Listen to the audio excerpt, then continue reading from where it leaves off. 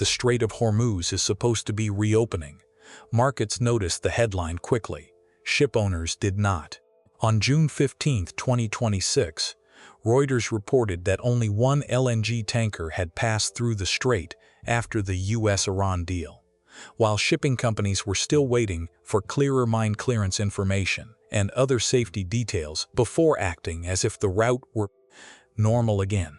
The same report said there were 155 tankers in the Middle Gulf area, down from 201 at the end of May. That is the first warning in this story. A waterway can be politically reopened before it is commercially trusted. That gap between legal reopening and operational confidence is where the U.S. Navy's hardest mission begins. A Navy can declare that a lane is open, can escort a tanker, scan for threats, clear suspicious contacts, and intercept drones or missiles. But it cannot force insurers, charterers, shipmasters, and energy buyers to believe the next transit will be routine. Trust has to be rebuilt the hard way through repetition, verification, and the visible absence of successful disruption.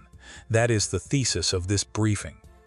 Opening the strait is not the same as making it safe. In a normal port story, reopening means gates, schedules, crews, and cargoes resuming their usual rhythm.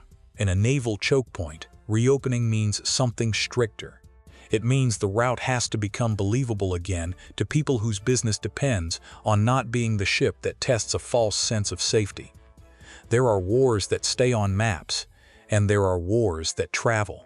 They travel through shipping contracts, insurance premiums, radar screens, refinery schedules, LNG nominations, and fuel pumps. They travel through destroyer combat systems, helicopter patrol boxes, mine countermeasure planning, and the daily prices that ordinary drivers see on the edge of a highway. The Strait of Hormuz is where a regional crisis stops being regional, because it is the place where military pressure and commercial dependence are packed into one narrow corridor of water.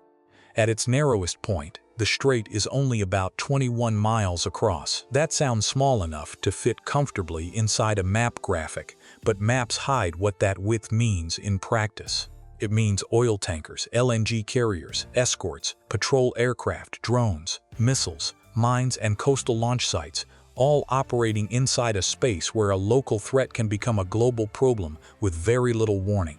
It means that one body of water can become the meeting point for Iranian coercion, U.S. maritime protection, shadow fleet ambiguity, and the expectations of energy markets that react long before any official closure is declared or any official reopening is believed. The first fact is scale. In 2024, roughly 20 million barrels per day moved through the Strait of Hormuz. That is about 1/5 of global petroleum liquids consumption. The same passage also carried about 1/5 of global LNG trade and more than 1/4 of global seaborne oil trade. Those are not secondary numbers. They mean that the strait is not simply important to nearby states. It is important to the industrial routines of countries thousands of miles away, to shipping firms that never see the Gulf directly, and to central banks and finance ministries that know what an energy shock can do to inflation. The second fact is that this is not only a hypothetical fear. By spring 2026, the strait had already become a live collision point. On April 13, 2026, U.S. forces began implementing a blockade against maritime traffic entering and exiting Iranian ports, while saying that non-Iranian traffic moving through Hormuz would not be impeded. On May 4, 2026, the United States said its forces were supporting what CENTCOM called Project Freedom to restore freedom of navigation through the strait. On May 7, 2026, CENTCOM said U.S. warships transiting Hormuz were targeted by missiles, drones, and small boats. Late in May, U.S. forces intercepted drones threatening areas in and near the strait, and then struck Iranian radar and drone command and control sites in Gorak and on Keshem Island. The third fact is that reopening confidence is harder to restore than closure pressure is to create. Reuters said that if navigation becomes unrestricted, the traffic pileup could take 8 to 10 days to clear. That estimate matters because it reveals the real tempo problem.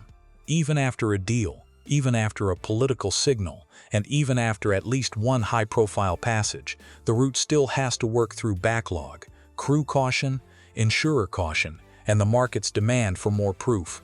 The fourth fact is that modern Hormuz security is not just a warship story. It is a layered management problem. The U.S. Navy has to think about escorts, helicopters, radar coverage, drone defense, small boat screening, mine fears, suspicious commercial behavior, and the difference between a route that is technically available and a route that is judged safe enough to use at normal scale. That is why the route can look open on television, while still feeling dangerous to the people who have to move real cargo through it. The fifth fact is that markets do not wait for a clean legal announcement that a sea route is closed, and they do not instantly trust a clean political announcement that it has reopened. They react to danger, backlog, hesitation, and uncertainty. The Energy Information Administration linked the first quarter oil price surge of 2026 to the military escalation that followed February 28 and described a de facto closure of the strait. It later reported that Middle East crude tanker rates in March hit their highest level in the series going back to November 2005. That is how these crises spread. A missile launch does not need to sink every tanker. It only needs to convince enough operators, insurers, charterers, and governments that routine passage is no longer routine. That is why the Strait of Hormuz is more than a Gulf story. It is a story about the architecture of world energy, the burden of keeping sea lanes open, the difficulty of restoring confidence after a crisis touches shipping, and the problem Washington faces when its military presence, alliance commitments, and economic interests all converge in the same narrow place. The United States may want the shooting to stop and the route to calm down, but after a closure scare, the harder job is not announcing peace. The harder job is making the route feel boring again. To understand why this one passage matters so much, it helps to begin with geography stripped of drama. The strait is the maritime exit from the Persian Gulf. Every producer and exporter inside that basin lives with a simple physical reality. If cargo leaves Gulf terminals by sea, it must eventually pass through Hormuz, unless it can be diverted to one of the limited pipeline routes that bypass the choke point. That is what makes the strait so different from an ordinary shipping lane. It is not just busy, it is structurally necessary. Saudi Arabia, Iraq, Kuwait, the United Arab Emirates, Qatar, and Iran all sit inside a broader regional system whose commercial seaborne flows depend on that exit. Some of those states are political rivals. Some are U.S. partners. Some are targets or actors inside the current crisis. But the geometry does not care about diplomacy. It forces the same question on everyone. How do you get energy out of the Gulf when the one gateway to the open ocean becomes threatened? That is why the EIA's baseline numbers matter so much. They tell us that Hormuz is not merely one important route among many. It is one of the central valves of the global energy system. Around 1/5 of the world's petroleum liquids consumption depends on it in normal conditions. Around 1/5 of global LNG trade passes through it as well. More than 1/4 of seaborne oil trade moves through that same corridor. If a war planner wanted to identify a place where naval tension could produce immediate economic leverage, this would be near the top of the list. Much of that flow goes to Asia, which is another reason the strait matters beyond the Middle East itself. A choke point crisis in Hormuz is not simply about whether U.S. consumers import most of their own crude from the Gulf. That is not how world oil pricing works. Oil is globally traded. Benchmarks are internationally priced, and shipping disruptions influence everyone, even when the molecule burned in one country was not loaded in the Gulf. China, India, Japan, South Korea, and other Asian importers care because they depend on those flows more directly. Europe cares because a supply shock tightens the broader market and raises competition for alternatives. The United States cares because it lives inside the same pricing system, the same alliance system, and the same financial system that absorbs the damage when one of the world's key maritime exits becomes unstable. There is another misunderstanding that often appears in public debate. People assume a big producer like the United States should be insulated from a Gulf crisis because it pumps a lot of oil at home. But domestic production does not create a sealed national market. American consumers still buy fuel priced in a world market, U.S. Airlines still buy jet fuel, trucking companies still buy diesel, chemical plants still buy feedstocks, and financial expectations still move with global benchmarks. If a shock pushes crude higher, shipping higher, and inventories lower, those effects show up in the United States, whether or not the barrel itself started on the Gulf Coast of Texas or in a terminal farther east.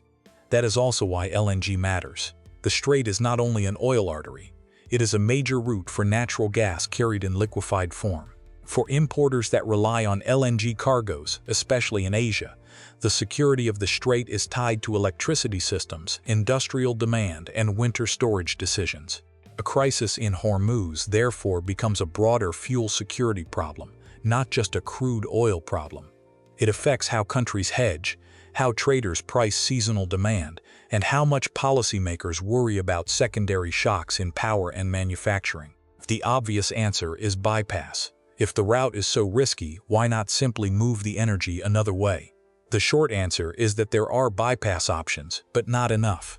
Saudi Arabia and the United Arab Emirates do have pipeline infrastructure that can move some volumes around the strait.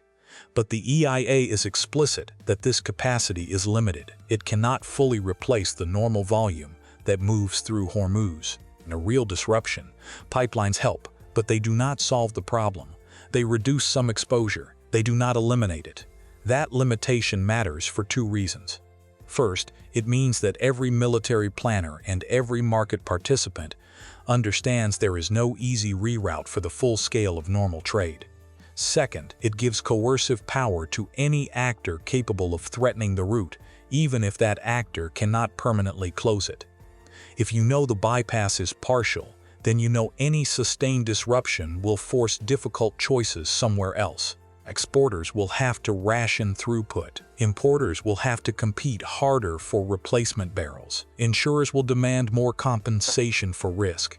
And warships will be asked to keep open a corridor that no pipeline system can fully replace. The Strait, therefore, sits at the intersection of logistics and psychology. The logistics are obvious. Huge volumes have to move through it. The psychology is just as important. Everyone knows those huge volumes have to move through it. That shared knowledge changes behavior. It makes governments more sensitive, traders more nervous, insurers more demanding, and navies more alert. In some crises, coercion comes from actual destruction. In Hormuz, coercion can come from expectation.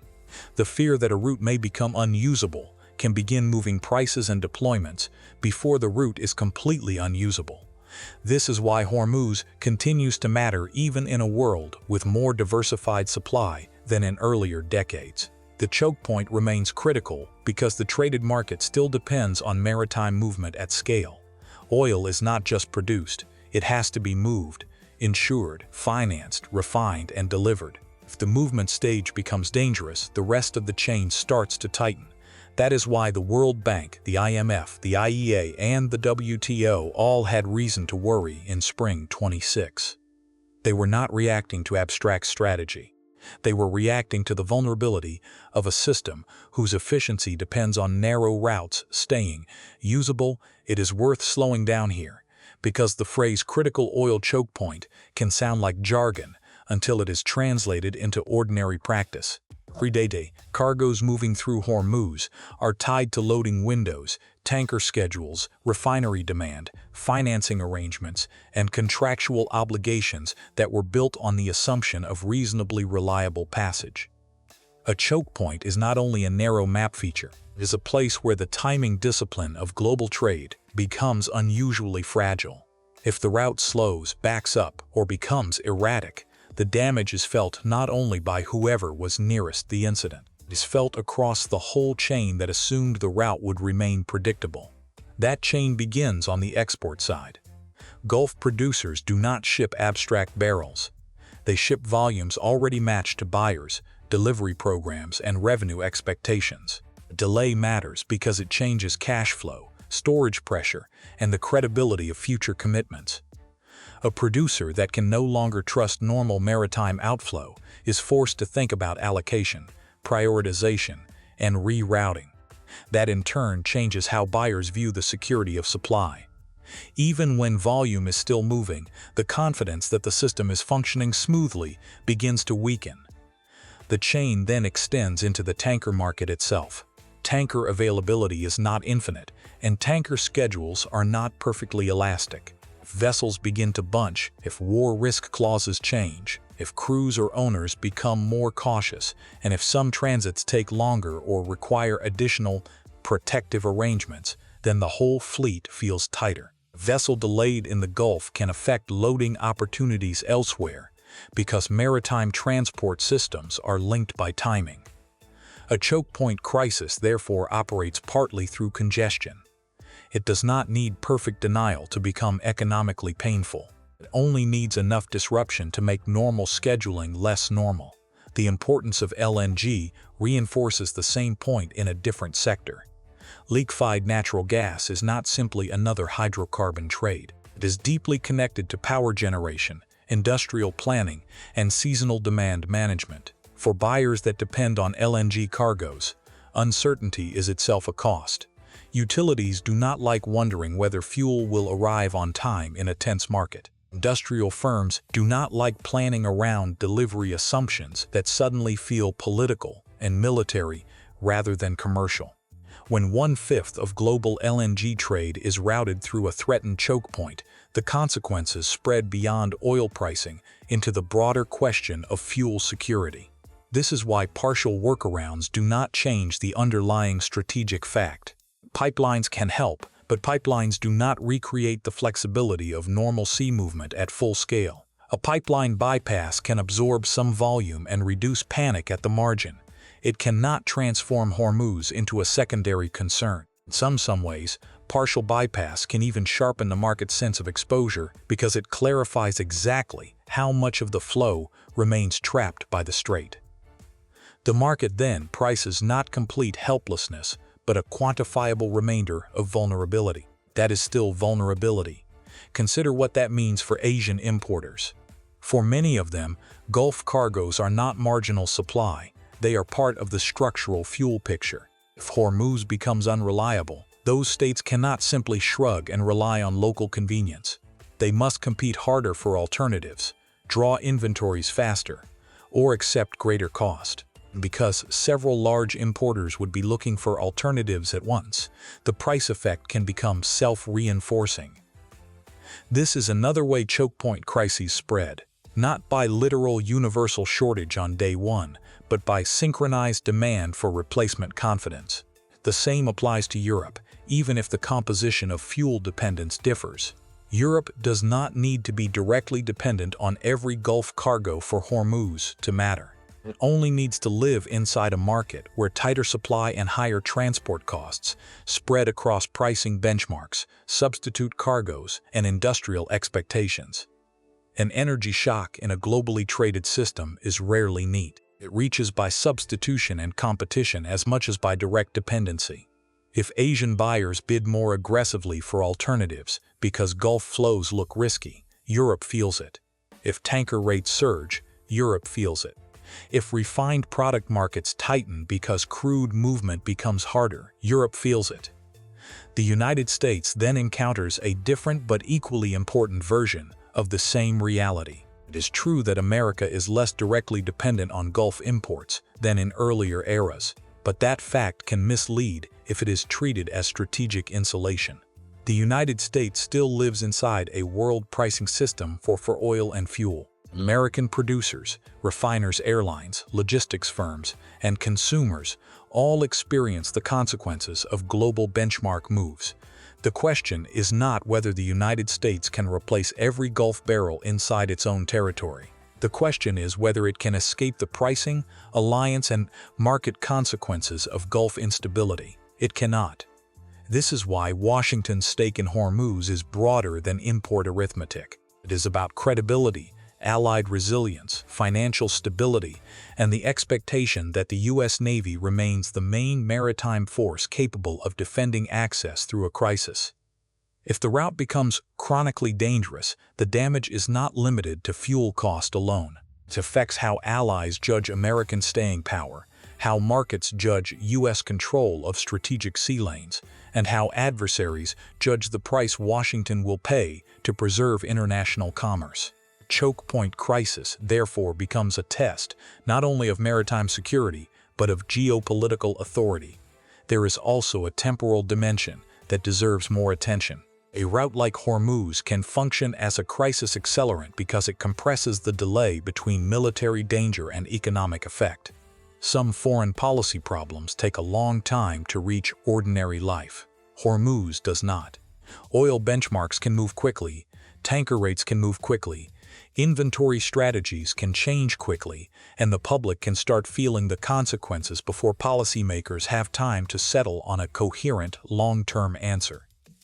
That speed gives the choke point political power. It forces governments to react under time pressure instead of planning under calm conditions. The result is that Hormuz is not merely a route to watch in wartime. It is a route whose peacetime credibility has to be defended continuously once a crisis begins. A state that wants leverage does not need to close it forever. Only needs to make the route feel exposed enough that every participant starts making defensive adjustments. In that sense, the strait is both a physical corridor and a confidence machine. When it works, global trade benefits quietly. When it fails, the consequences are transmitted through prices, policy, and military posture with unusual speed. There is another way to see the same problem. In a normal sea lane, delay can often be absorbed because ships can space out, reroute, or arrive through several alternative corridors. In Hormuz, the concentration is part of the crisis. Too much volume depends on too little room. That means the issue is not only whether a tanker can physically pass on one given day. The issue is whether the whole line of tankers, charterers, terminals, and buyers behind it still believes passage will remain broadly dependable over the next week, the next month, and the next quarter. That is why bypass capacity matters and still does not solve the problem.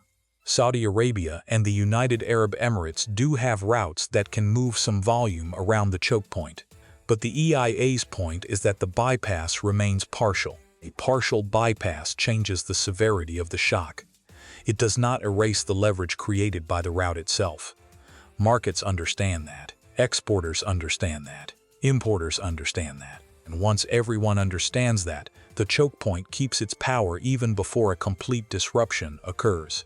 This is also why states far from the Gulf monitor Hormuz so closely. A government in East Asia is not asking only whether one cargo arrives. It is asking whether a whole fuel system remains predictable.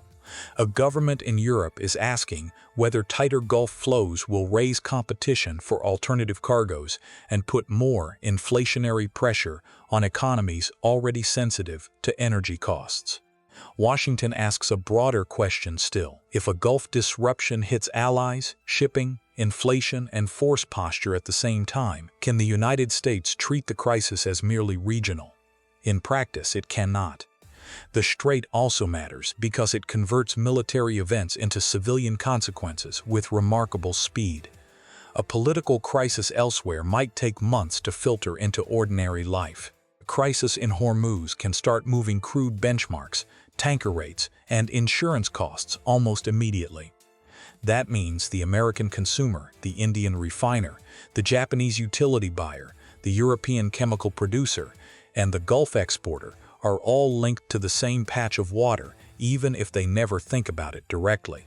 Very few places in international politics create that kind of fast transmission from missile risk to grocery bills and inflation forecasts. Once that physical dependence is clear, Iran's strategy makes more sense. Tehran does not need to imagine some perfect dramatic closure in order to gain leverage. It needs to understand what the strait already is.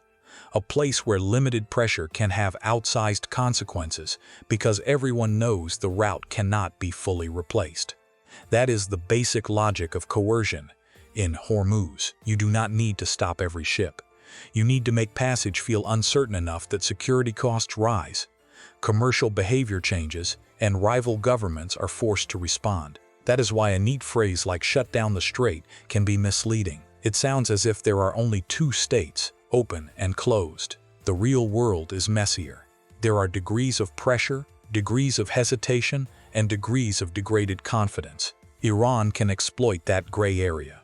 Coastal launch sites, drones, missiles, maritime harassment, and the threat of repeated attacks do not need to create a formal barrier across the water. They only need to produce enough friction that the route stops feeling routine. Military and market history both teach the same lesson here.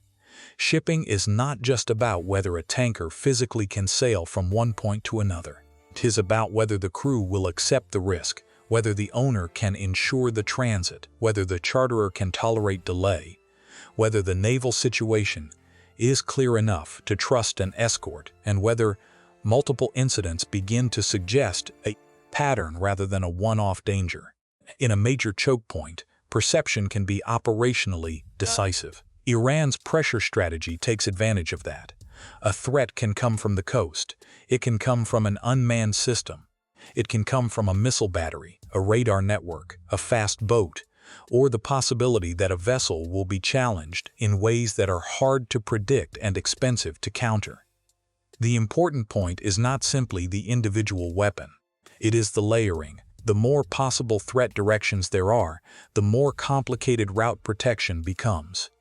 Commercial movement does not stop because one weapon is unbeatable. It slows and grows more expensive because many different threats have to be priced and defended against at once. This is exactly why late May 2026 mattered.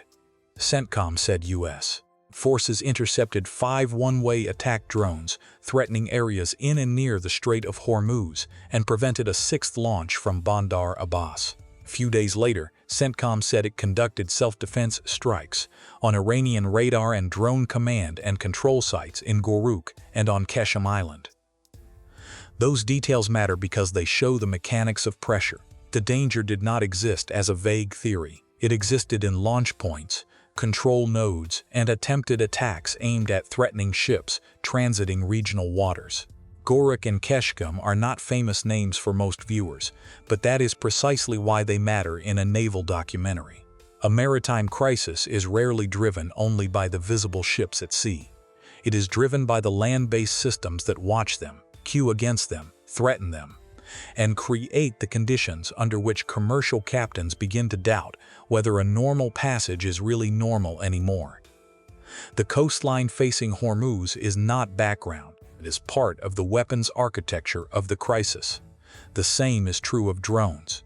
They have changed the cost equation of regional conflict because they allow pressure to be applied more cheaply and more persistently than many older systems. A drone does not have to guarantee a kill to create strategic burden. It can force a defensive response. It can trigger an intercept. It can keep watchstanders alert for hours. It can create ambiguity in crowded air and sea space. It can contribute to a pattern that insurers and traders start treating as structurally dangerous rather than episodically dangerous. This is one reason why Iran does not need to seek a cinematic all-at-once closure.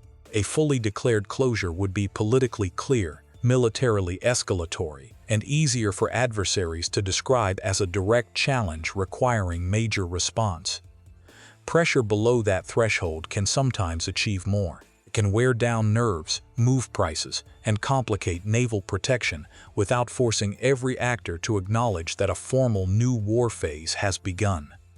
Ambiguity can be useful when the goal is leverage rather than immediate total denial. That ambiguity is most effective when it is combined with repetition. One isolated threat may be dismissed as part of the background noise of the region. Repeated drone launches, repeated radar tracking, repeated warnings, repeated escort burdens, and repeated public statements about threats to transiting vessels create a different atmosphere. They teach the market that the danger is persistent. They teach commercial actors that higher costs are not temporary anomalies. and they teach navies that the burden of presence is not a short demonstration but a continuing mission. The logic extends beyond physical attack. Maritime threat is also a threat to time. A tanker delayed is still a strategic event if enough cargoes are delayed at once.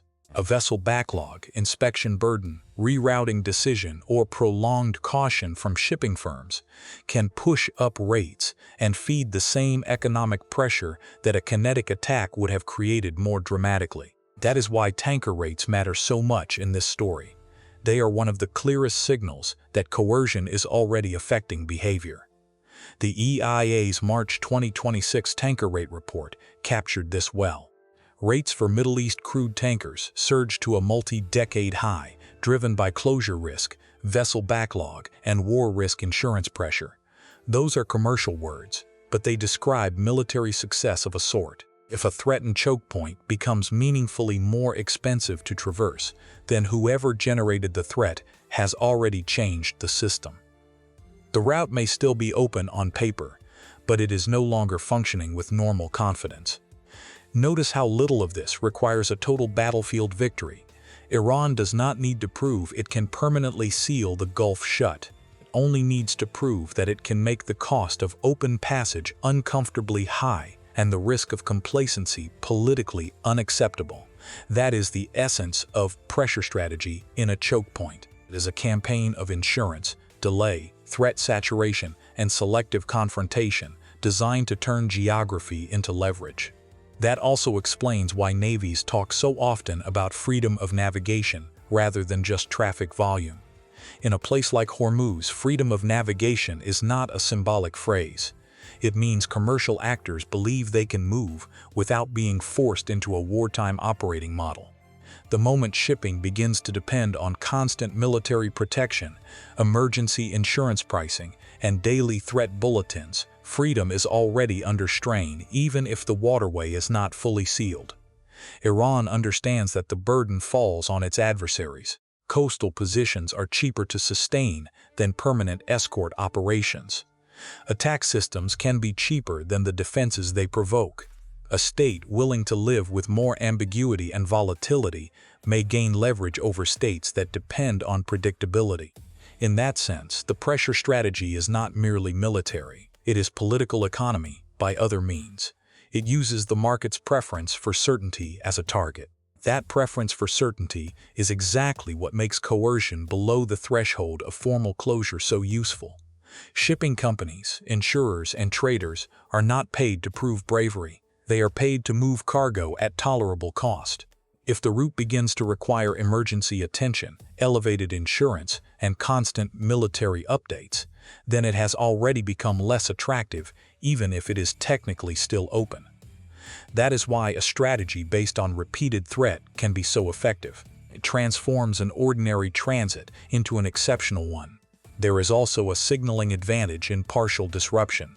A formally declared closure would unify opponents more easily and clarify responsibility.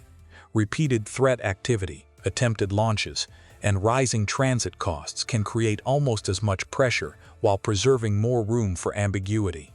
In that gray zone, governments may disagree about response, commercial actors may retreat faster than navies do, and the actor creating the pressure can observe how much cost its opponents are willing to absorb before changing course. Hormuz is an ideal environment for that kind of pressure campaign because the commercial consequences appear quickly. And this is where the story shifts toward the U.S. Navy, because once a choke point becomes a coercive space rather than a neutral transit lane, someone has to bear the cost of keeping movement credible. For Washington, that means translating broad national objectives into repetitive maritime work. Surveillance, escorts, warnings, air defense, boarding authority, route confidence, and the ability to say not only that ships may pass, but that they can pass often enough and safely enough for commerce to keep functioning. That is a very different mission from winning one set-piece naval battle. It is a campaign of endurance, vigilance, and expensive reassurance. The U.S. mission in this crisis is often misunderstood because two separate functions are happening at once. One is coercive toward Iran, The other is protective toward everyone else. On April 12, 2026, CENTCOM announced that U.S. forces would blockade ships entering or exiting Iranian ports beginning April 13, while explicitly stating that non-Iranian traffic transiting the Strait of Hormuz would not be impeded. In other words, Washington was not trying to close the route to general commerce. It was trying to isolate Iranian maritime access while preserving the wider shipping lane. That distinction matters because blockade and freedom of navigation can sound contradictory if they are described lazily. They are not contradictory here. They are parts of the same operational picture.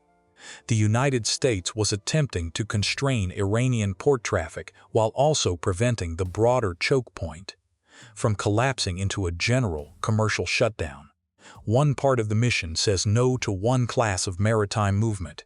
The other part says yes to everyone else, but only if that yes can be made credible under threat. Project Freedom is the most direct official label for that second task. On May 3, 2026, CENTCOM said U.S. forces would support the launch of Project Freedom to restore freedom of navigation through the Strait of Hormuz. It described a posture that included guided missile destroyers, more than 100 land and sea-based aircraft, multi-domain unmanned platforms, and 15,000 service members.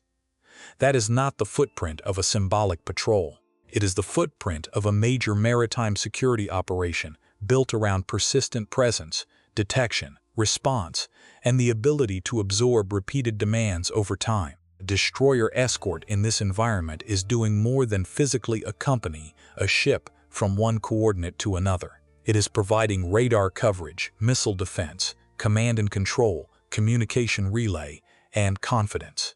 It is a visible statement that the route is being actively protected. But that visibility comes at a cost. Every escort mission ties up warships, crews, sensors, aircraft support, intelligence cycles, maintenance schedules, and logistic planning. A choke point under pressure turns even simple movement into a systems problem. The May 7 transit incident illustrates the burden clearly. CENTCOM said USS Truxtun, USS Rafael Peralta, and USS Mason were targeted during a Strait of Hormuz transit by missiles, drones, and small boats. That combination is important. It shows that the threat was not one-dimensional. A warship moving through the strait had to worry about air attack, maritime harassment, and the possibility of layered pressure at the same time. For sailors on those ships, this is not abstract geopolitics. It is watchstanding, radar interpretation, threat discrimination, weapons readiness, and the knowledge that a commercial transit lane can become a combat environment very quickly. That is why keeping the sea lane open is not simply a matter of sending a few gray hulls into the Gulf. Warships have to maintain enough situational awareness to separate normal commercial clutter from genuine threat behavior. Aircraft have to extend the sensor picture. Intelligence systems have to track launches, coastal sites, and communication patterns. Unmanned platforms can help widen the surveillance field. Boarding forces may be needed for maritime enforcement, and if the threat includes mines or persistent attack risk, specialized mine countermeasure capacity becomes relevant as well. Even when those capabilities are not all visible on one day, they belong to the same mission set. One of the hardest parts of maritime protection is that success often looks uneventful. If tankers move, insurance panic eases, and the market believes the route remains usable, the naval work can appear invisible. But invisibility is not the same as ease. It means the burden has been absorbed by ships and crews operating at a pace designed to prevent a larger breakdown. The public sees the absence of catastrophe. The Navy sees long watches, intercept calculations, coordination with aircraft, risk to ships on transit, and the constant question of how long such a posture can be sustained before it starts affecting readiness somewhere else.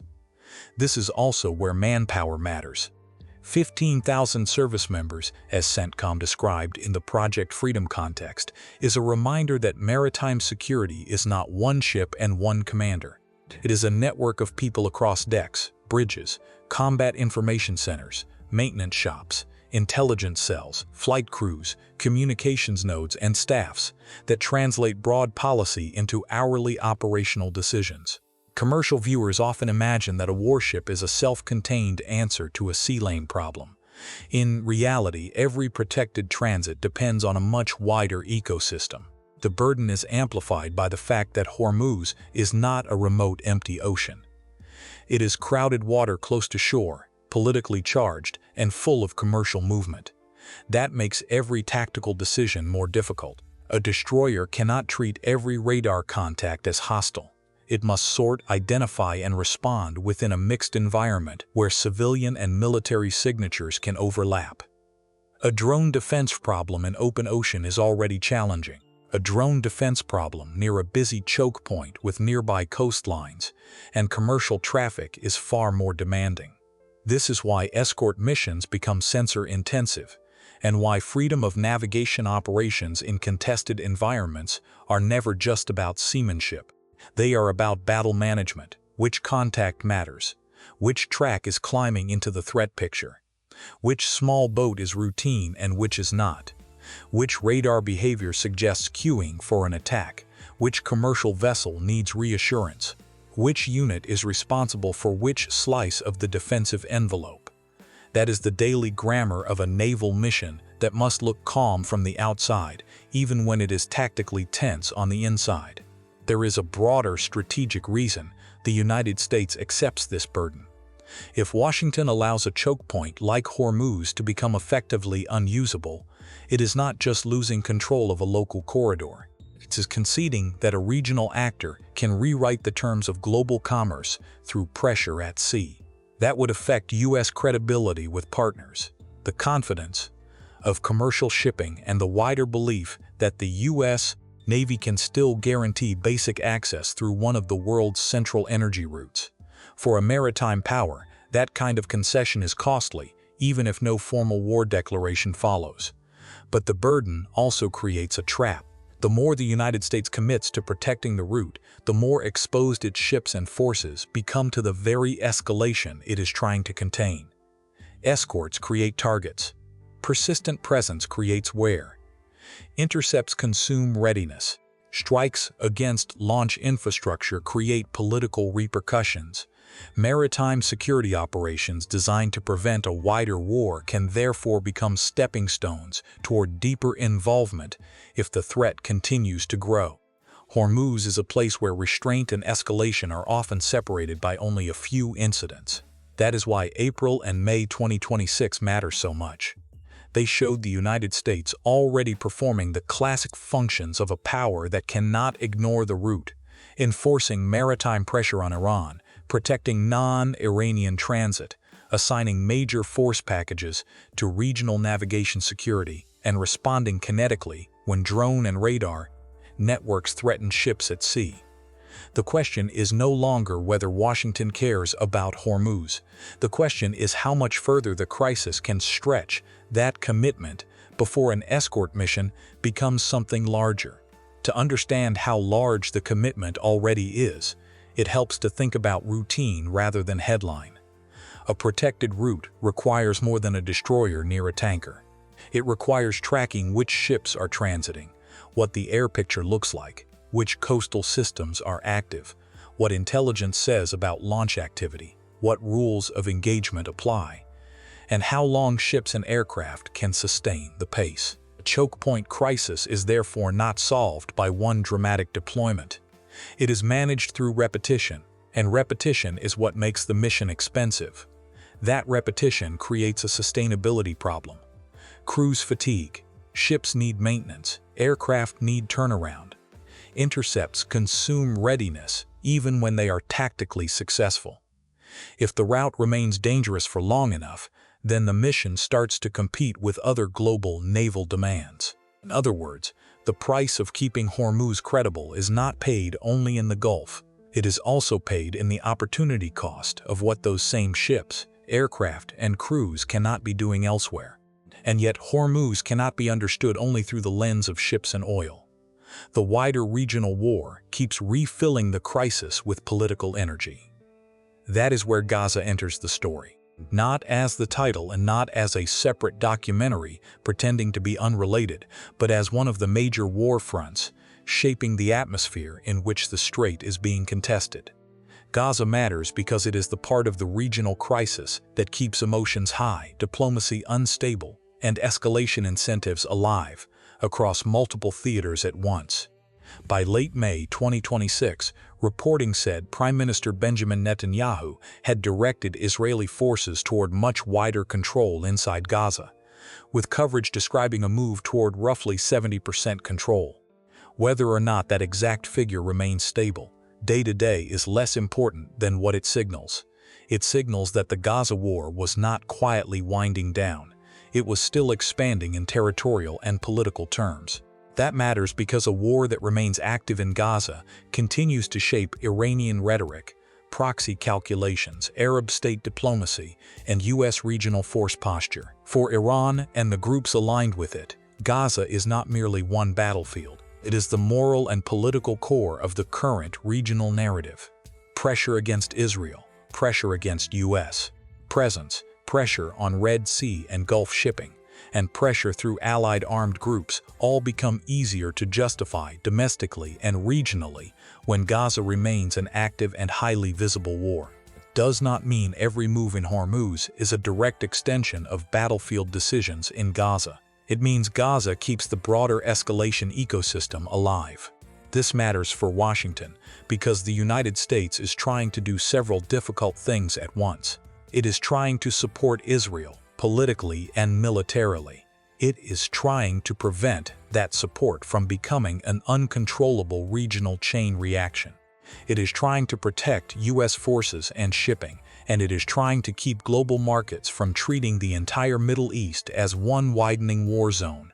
Gaza complicates all of those tasks because it constantly re-injects urgency, outrage, and retaliation into the regional system. From a naval perspective, Gaza matters because it changes the meaning of every deployment. A destroyer in or near the region is not only there for abstract presence. It is part of a larger posture shaped by Israeli operations, Iranian signaling, proxy responses, and U.S. efforts to reassure partners while deterring attacks. That means the naval mission around Hormuz exists inside a war environment whose emotional and political center may be somewhere else, but whose military consequences are spread across sea lanes, airspace, and bases. It also means that Gaza helps explain why the crisis keeps expanding laterally. A local land campaign would be easier to contain if surrounding actors had little reason to connect themselves to it. But the Gaza war is exactly the kind of conflict that invites linkage. It links militias to states, local grievances to regional strategy, and symbolic politics to real maritime risk. Once that linkage becomes normal, it becomes much harder to describe any single naval incident as isolated. Everything feels connected because, strategically, much of it is. This is another reason the Strait of Hormuz story should not be framed only as an oil story. It is an oil story, but it is also a war system story. The route becomes dangerous, not simply because tankers are valuable, but because the wider regional crisis keeps creating new motives for coercion, retaliation, signaling, and pressure. Shipping is where those motives encounter global dependence most visibly. Gaza also matters because it affects U.S. domestic politics, which in turn affects how Washington manages maritime risk.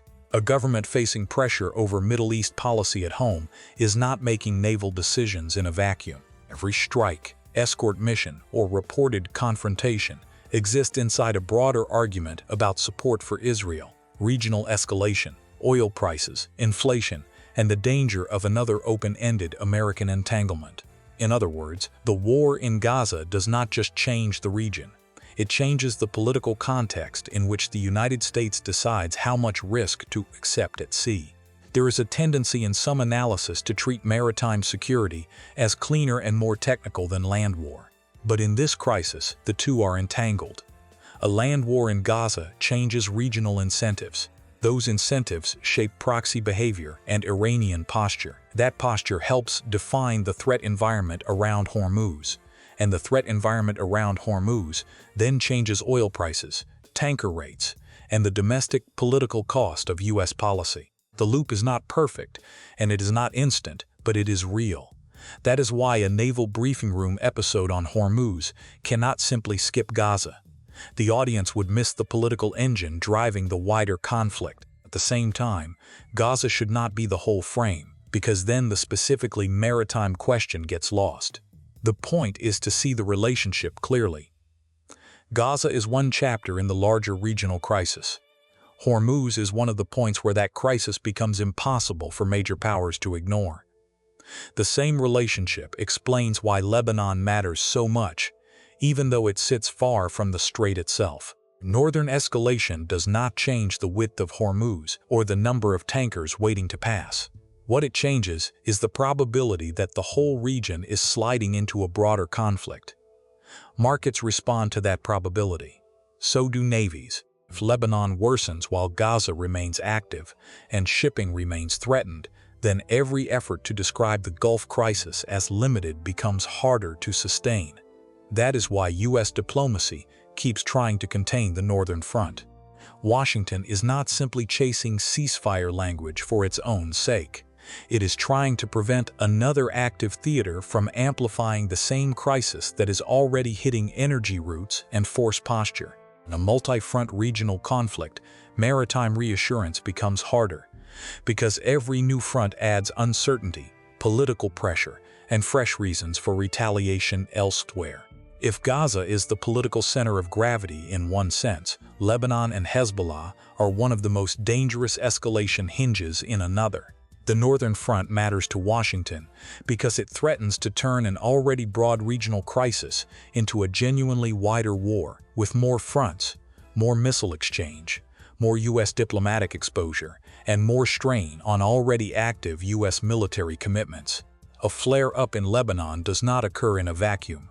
It changes how Israel allocates force, how Iran calculates pressure, and how the United States has to think about deterrence and crisis management.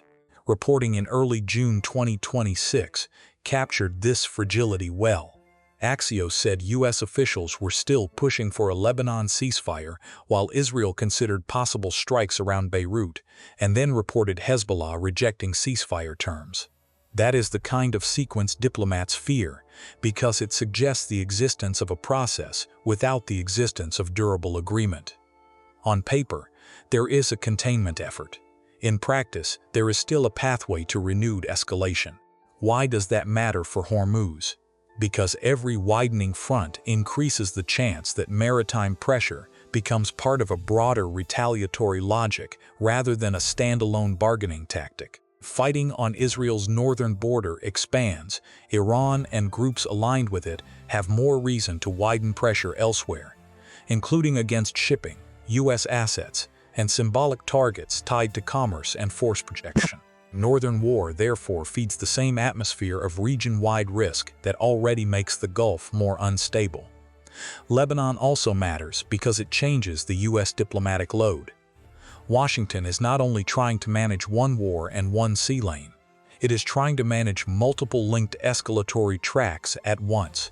That means envoys, commanders, and policymakers are operating under conditions where failure in one arena can quickly affect calculations in another. If Beirut becomes a major crisis, the bandwidth available for steady maritime reassurance narrows. Resources may not move immediately, but attention certainly does. And attention is a strategic asset during multi-theater crises. From a military standpoint, Hezbollah introduces a different kind of pressure than the one visible in Hormuz. The group represents not a choke point threat, but a northern escalation threat with the capacity to drive Israeli response and alter the entire regional temperature. Yet, that difference should not hide the connection. A maritime market frightened by Gulf risk does not carefully separate its anxiety into distinct territorial boxes. It responds to the aggregate probability that the region is sliding into something larger. Lebanon raises that probability. There is also a signaling problem here. The more fronts remain active or unstable, the harder it becomes for any side to convince the market and its opponents that escalation will remain bounded. A single maritime clash might be read as containable if everything else is quiet. The same clash looks more dangerous when Gaza is active, Beirut is tense, and ceasefire efforts are visibly failing. The same missile or drone incident at sea, therefore, carries more meaning because the surrounding political environment is already deteriorating. This is one reason the U.S. government keeps trying to contain a northern escalation, even when the immediate headlines may be elsewhere. It is not only doing so out of concern for Israel and Lebanon themselves. It is doing so because another active front can overwhelm regional crisis management and make every other theater harder to stabilize. That includes shipping lanes. Ceasefire effort that barely holds is still strategically valuable if it prevents additional strain on a system already under pressure. For viewers focused mainly on tankers and destroyers, Lebanon can appear peripheral. In reality, it is part of the same escalation map. The route through Hormuz does not exist outside regional politics. It exists inside them. If Hezbollah rejects terms, if Israeli leaders consider broader strikes, if U.S. officials fail to contain the northern front, then the probability of additional maritime pressure rises not because geography changes, but because the incentives for signaling, retaliation, and coercion expand. That is the deeper lesson of the regional crisis. No single front is isolated enough to stay local once enough actors believe their interests are linked. Gaza intensifies political and proxy pressure. Lebanon threatens another front and more missile exchange. Hormuz converts that atmosphere into market risk and naval burden. The United States is trying to keep each piece compartmentalized, but the system keeps pushing in the opposite direction. Nowhere is that pressure more visible than in the rise of drones, missiles, and other relatively cheap systems that impose very expensive defensive requirements. This is one of the core military stories of the Middle East in 2026. Not because traditional warships or air forces have become irrelevant, but because low-cost attack systems can create strategic leverage far beyond their price tag. A destroyer may be vastly more capable than a one-way attack drone. That does not change the fact that the destroyer must still detect, classify, track, and if necessary kill the drone before it can threaten a ship, a base, or a commercial lane. That defensive burden grows fast. One drone may be easy to dismiss. Several arriving from different directions, possibly mixed with missile threats or confusing small boat activity, create a much harder problem. Defenders have to maintain constant readiness. They have to preserve missile inventories. They have to keep crews sharp over long periods. They have to decide what constitutes a real threat and when to engage. In busy regional traffic, false confidence and false alarms are both dangerous. The May 7 attack on U.S. warships transiting Hormuz showed this layered problem in miniature. CENTCOM described missiles, drones, and small boats aimed at ships moving through the strait. That is the kind of combined pressure that forces a navy to think not in single weapon categories, but in battle management terms. A commander is not simply asking whether a drone can be intercepted. He is asking whether the full tactical picture is under control while a commercial or military transit continues through constrained water. The late May drone interceptions and the May 31 strikes on radar and command nodes reveal the other side of the same equation. Defending at sea often leads to attacking the system on land that makes the sea threat possible. If drones are being launched toward regional shipping, then defense is not only about intercepting the platform in the air. It is also about finding and disabling the launch and control architecture before more attacks occur. That expands the battle space immediately. A shipping security mission becomes a campaign against nodes, sensors, and command links ashore. This is where cheap threats become strategically powerful. They push more expensive actors into broader, more active, and more visible defensive behavior. A navy cannot ignore launch sites once ships are under repeated danger. But once it strikes those sites, the political stakes rise. The attacker may have started with a relatively low-cost instrument. The defender can quickly find itself committed to a larger and more escalatory operational pattern. The economic logic is similar. Even without citing exact interceptor prices, it is clear that a high-end air defense ecosystem is not cheap to maintain. Warships, sensors, aircraft, crews, maintenance, and munitions all cost far more than the simplest attack tools arrayed against them. That does not mean defense is futile. It means defense has to be sustained by states with deep resources and political will. In a prolonged crisis, that asymmetry matters because the actor generating pressure may need only enough capacity to keep the defender spending attention and readiness. Drones also compress the distance between local and strategic effects. A launch near the Gulf Coast can trigger U.S. action, move insurance calculations, and contribute to international headlines within hours. That speed changes politics. Leaders get less time to separate signal from noise. Markets get less time to assume stability. Commanders get less time to reset. Repetition then turns isolated tactical events into a strategic pattern of insecurity. Missiles deepen the same problem because they force navies to think about magazine depth and defended footprint. A destroyer can protect a lot, but not infinitely. It protects most effectively when the threat is bounded, the picture is clear, and the defended assets are manageable. If the threat becomes layered and persistent, every transit turns into a decision about exposure, allocation, and endurance. Protecting one convoy or one warship passage is different from sustaining a regional shield over time. Commercial vessels amplify this difficulty because they are not warships. They are large, economically significant, and often vulnerable. A navy trying to reassure shipping does not merely guard itself. It has to create a protective environment for vessels that cannot see, shoot, or maneuver like military platforms. That widens the gap between the sophistication of the defender and the relative vulnerability of what is being defended. In a choke point, that gap becomes a permanent planning problem. There is a psychological effect as well. A few successful interceptions can reassure, but repeated reports of attacks, launches, and threats can still leave shipping firms anxious. Defensive success at the tactical level does not fully erase fear at the commercial level. Companies and insurers ask a different question from admirals. Admirals ask whether the route can be defended. Companies ask whether the route is still worth the risk at a normal price. Those questions overlap, but they are not identical.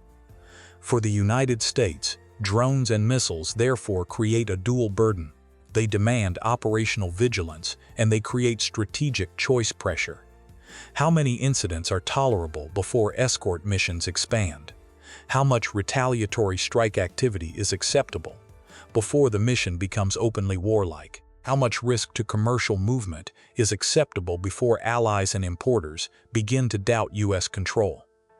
This is how relatively cheap systems pull larger powers into hard decisions.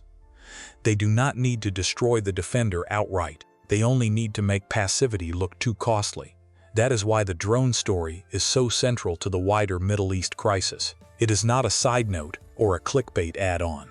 It is one of the main ways the region's military balance has changed. Drones, missiles, and coastal systems allow actors without large blue water navies to impose naval consequences. They turn shore-based pressure into maritime burden. And in a choke point as economically sensitive as Hormuz, that burden quickly escapes the military sphere and becomes an economic one. There is an important naval lesson in that. Powerful warships remain essential, but they are built to project control, not to make endless defensive labor feel cheap. The more often they must stay on alert against low-cost recurring threats, the more the attacker benefits from the cost imbalance. That does not make the defender weak. It means the defender has to protect not only ships and cargoes, but also its own ability to sustain the mission over time. This is where magazine depth, radar burden, and crew endurance all matter together. A destroyer can win one engagement and still lose efficiency across a long crisis if it is forced to stay in a constant cycle of watch standing, intercept preparation, and route reassurance. A drone campaign does not need to destroy a navy to challenge it. It only needs to keep that navy busy, visible, and expensive long enough that commercial and political anxiety continue to rise. The economic transmission starts with flow risk, but it does not end there. When the EIA described the first quarter of 2026, it did not talk about a mild market tremor. It described a sharp price increase linked to the military escalation that followed February 28 and to the subsequent de facto closure of the Strait of Hormuz. Brent front-month futures moved from $61 per barrel at the start of 2026 to $118 per barrel by the end of the first quarter. That is the kind of move that reorganizes expectations across the entire economy. Start with the tanker itself. If the route looks more dangerous, charterers demand a premium or hesitate to book. Insurers raise war risk charges. Vessel operators demand compensation for the probability of delay, damage, or outright attack. Even ships that continue sailing through the route do not do so under normal assumptions. That is why tanker rates matter. They are the bridge between a military threat and the delivered cost of energy. The EIA's March report showed that very clearly. Middle East crude tanker rates reached their highest level in the series back to November 2005. That rise reflected closure risk, vessel backlog, and war risk insurance. In plain language, the market was saying that moving a tanker through the Gulf had become materially harder and more dangerous than normal. Those extra costs do not disappear. They move downstream. They move first into benchmark pricing and then into refined products, transport bills, industrial planning, and inflation expectations. Refineries paying more for crude or facing uncertain delivery schedules cannot pretend that the shock is local. Airlines, trucking firms, shipping companies, agriculture, chemicals, and manufacturing all feel the pressure as fuel and feedstock costs change. Fertilizer is one of the clearest spillover examples the World Bank warned about, because energy shocks do not only affect gasoline, they affect the whole industrial ecosystem that depends on energy inputs and transport. That is why the World Bank's April 28 warning mattered. Projected a 24% rise in energy prices in 2026 and warned of higher inflation and slower growth tied to the Middle East war. This is the point at which a maritime crisis becomes a macroeconomic one. Central banks notice it, finance ministries notice it, politicians notice it, because voters notice it. The choke point is still in the Gulf, but the political consequences are no longer confined there. The joint statement from the IEA, IMF, World Bank, and WTO on May 29 added another layer of concern by warning of record inventory drawdown and rising fuel security risk if flows did not normalize. Inventories are the cushion that allows economies to absorb shocks. When that cushion thins, markets become more sensitive to every new incident. Prices can jump faster because there is less confidence in the ability to ride out another disruption. In that environment, even a smaller attack or delay can have a larger effect than it would in calmer times. This is where the average American enters the story directly. The United States may produce a great deal of energy at home, but American households still live inside a global price structure. If benchmark crude surges, gasoline and diesel pressures rise. If shipping and fuel costs rise, goods movement becomes more expensive. If inflation expectations rise, the political cost falls on the government of the day. Voters do not need to know the names Gorak or Keshem Island for Hormuz to matter to them. They only need to see fuel bills, food prices, freight costs, and another wave of arguments about why everyday life is becoming more expensive. There is also a strategic politics effect. A sustained energy shock narrows the room for patient policy. Governments facing inflation pressure are more likely to seek rapid stabilization, more likely to reassure markets publicly, and more likely to feel dragged deeper into maritime protection, even when they would prefer narrower commitments. The strait, therefore, affects not just wallets but state behavior. It creates urgency that can push policymakers toward choices they might avoid in a lower-stakes environment. That urgency matters because energy shocks are politically legible. Voters may not follow the details of CENTCOM statements, tanker insurance structures, or force posture debates, but they do follow the cost of driving, heating, shipping, and buying food. Once a choke point crisis begins to influence those costs, domestic politics become part of the strategic equation. Leaders are then under pressure, both to avoid wider war and to prevent the kind of economic instability that makes a distant crisis feel immediate at home. This is one reason the United States cannot separate maritime security from domestic economic management in a crisis like this. If Hormuz remains unstable, the political cost is not confined to the Pentagon or the State Department. It reaches campaign politics, central bank expectations, and public confidence. That does not mean every price increase leads to war. It means choke points compress foreign policy and domestic policy into the same argument faster than many other crises do. Shipping insurance is one of the least visible but most important mechanisms here. It translates threat into administrative cost. A missile launch does not have to hit a tanker if it makes insurers believe that the probability of a hit is now materially higher. Premiums rise, underwriting gets tighter, and cargo movement becomes more selective and expensive. Those changes can happen faster than new military hardware can arrive in theater. That gives coercive strategies a head start. The same logic applies to vessel backlog. If ships bunch up because transit windows feel uncertain or protective arrangements take time, then timing itself becomes part of the cost. Delayed delivery changes refinery planning. Delayed delivery changes inventory management. Delayed delivery can affect futures expectations even before actual physical scarcity appears at the pump. Markets care about timing almost as much as they care about volume. This is why so many policymakers fear choke point crises more than the raw number of damaged ships might initially justify. A few incidents in the right place can produce large second-order effects. Hormuz is exactly that kind of place. It turns modest tactical threats into large strategic questions because it sits inside the transport network of a globally priced commodity that almost every sector of modern life depends on. There is also a democracy problem. Energy shocks are politically legible in a way many foreign policy issues are not.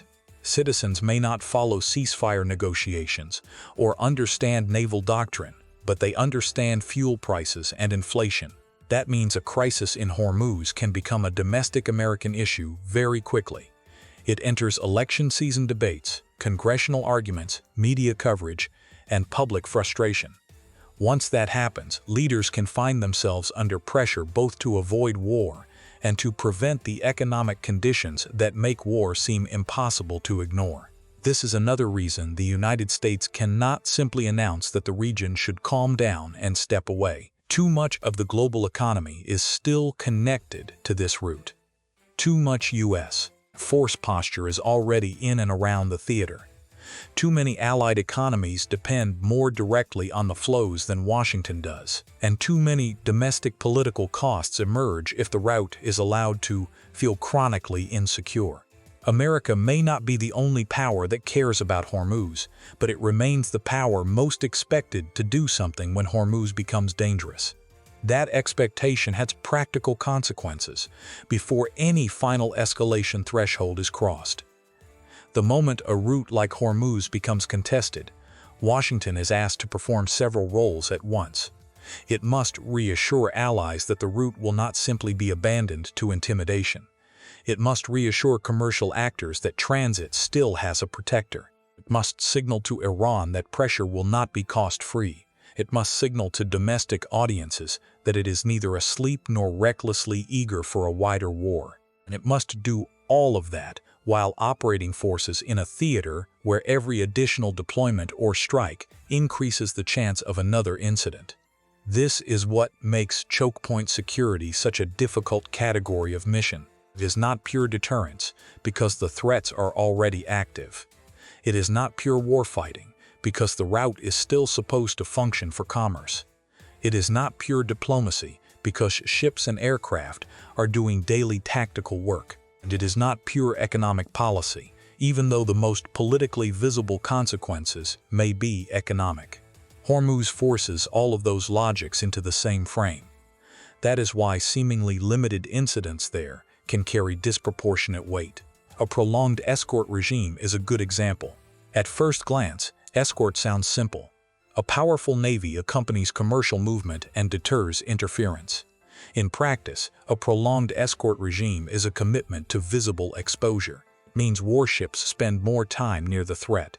It means more fuel, more maintenance, more coordination, more rules of engagement questions, and more opportunities for adversaries to study defensive patterns. It also means the protecting Navy is accepting that the route can no longer be trusted to function on commercial logic alone. Once that shift happens, the crisis has already deepened conceptually. Even if the public language stays cautious, there is also a hidden political cost to success. If the U.S. Navy keeps the route sufficiently open, commercial actors and allied states may grow more dependent on that protection rather than less. That is rational. It is exactly what security guarantees are for. But dependence can make it harder for Washington to scale back later. The route begins to function not because the threat disappeared, but because U.S. protection became part of the route's normal operating condition. That may stabilize the market in the short term while increasing the long-term burden on the protecting power. Now consider the alternative. If the United States visibly reduces its role while threats continue, the commercial signal could be severe. Insurers, traders, and partner governments may read restraint as uncertainty about America's willingness to defend the route. That interpretation alone can move prices and alter policy. In this sense, Washington is constrained from both directions. More involvement creates exposure and cost. Less visible involvement creates fear about abandonment and loss of control. Hormuz punishes indecision because both action and restraint are expensive in different ways. The macroeconomic path from instability to domestic politics also deserves more detail. Start with benchmark crude. When benchmark prices rise sharply, the increase does not remain trapped inside commodity exchanges. Refiners adjust, transport firms adjust, industrial buyers hedge, freight operators face higher operating costs, agricultural sectors that rely on fuel and fertilizer face additional pressure. Retail prices then absorb part of that upstream strain. The public sees the last stage, but the whole chain moved long before the public noticed. That is why governments care so much about the early stages. By the time the voter notices, the problem is already well established upstream. Tanker rates intensify the same process because they add transport costs to price volatility. A barrel that is more expensive to insure and move can affect delivered energy costs, even if the crude benchmark itself calms somewhat. That is why the EIA's tanker rate warning matters so much. It tells us that the stress was not merely speculative. It had already entered the physical shipping economy. Once that happens, the shock becomes harder to dismiss as temporary sentiment. Inventory drawdown then removes the sense of cushion. When stocks are falling, policymakers know they have less room to absorb future disruptions. That can lead governments to become more active in public reassurance, more aggressive in diplomatic pressure, and more willing to accept maritime protection burdens they might have resisted in a calmer market. The route, therefore, shapes policy not only through present damage, but through fear of what the next disruption would do to a system already running thinner. This is where the domestic American angle becomes politically decisive. Crisis in Hormuz reaches the United States not merely because Americans care abstractly about Gulf geography, but because energy and freight costs are politically unforgiving. Fuel, shipping, and inflation are the kinds of issues that quickly become mass politics rather than specialist politics. Members of Congress begin asking what the administration is doing. Candidates begin promising stronger action or wiser restraint. Media coverage shifts from foreign affairs framing to household cost framing, and once that happens, the room for slow, technically elegant crisis management narrows. The alliance angle matters just as much. Asian allies more exposed to Gulf energy flows may expect Washington to preserve route security. European partners may worry about another externally generated energy shock arriving through already strained markets. Gulf partners may expect not only maritime protection, but also political clarity about American staying power. These expectations do not always align perfectly, but they all point in the same direction. The United States is unlikely to be granted the luxury of acting as though Hormuz were someone else's problem. This is why the question of deeper involvement is best understood as an accumulation problem rather than a single dramatic decision. One convoy mission does not create an oil war. One strike on a launch site does not by itself create an open-ended regional campaign. One tanker rate spike does not decide U.S. policy. But repeated escort burdens, repeated drone incidents, repeated market anxiety, repeated allied appeals, and repeated public pressure can together create a staircase of commitment. Washington may believe it is taking one limited step at a time. Over months, those limited steps can amount to a much larger strategic position than anyone publicly intended at the beginning. There is a further complication. Crisis management in Hormuz is inseparable from credibility in other maritime theaters.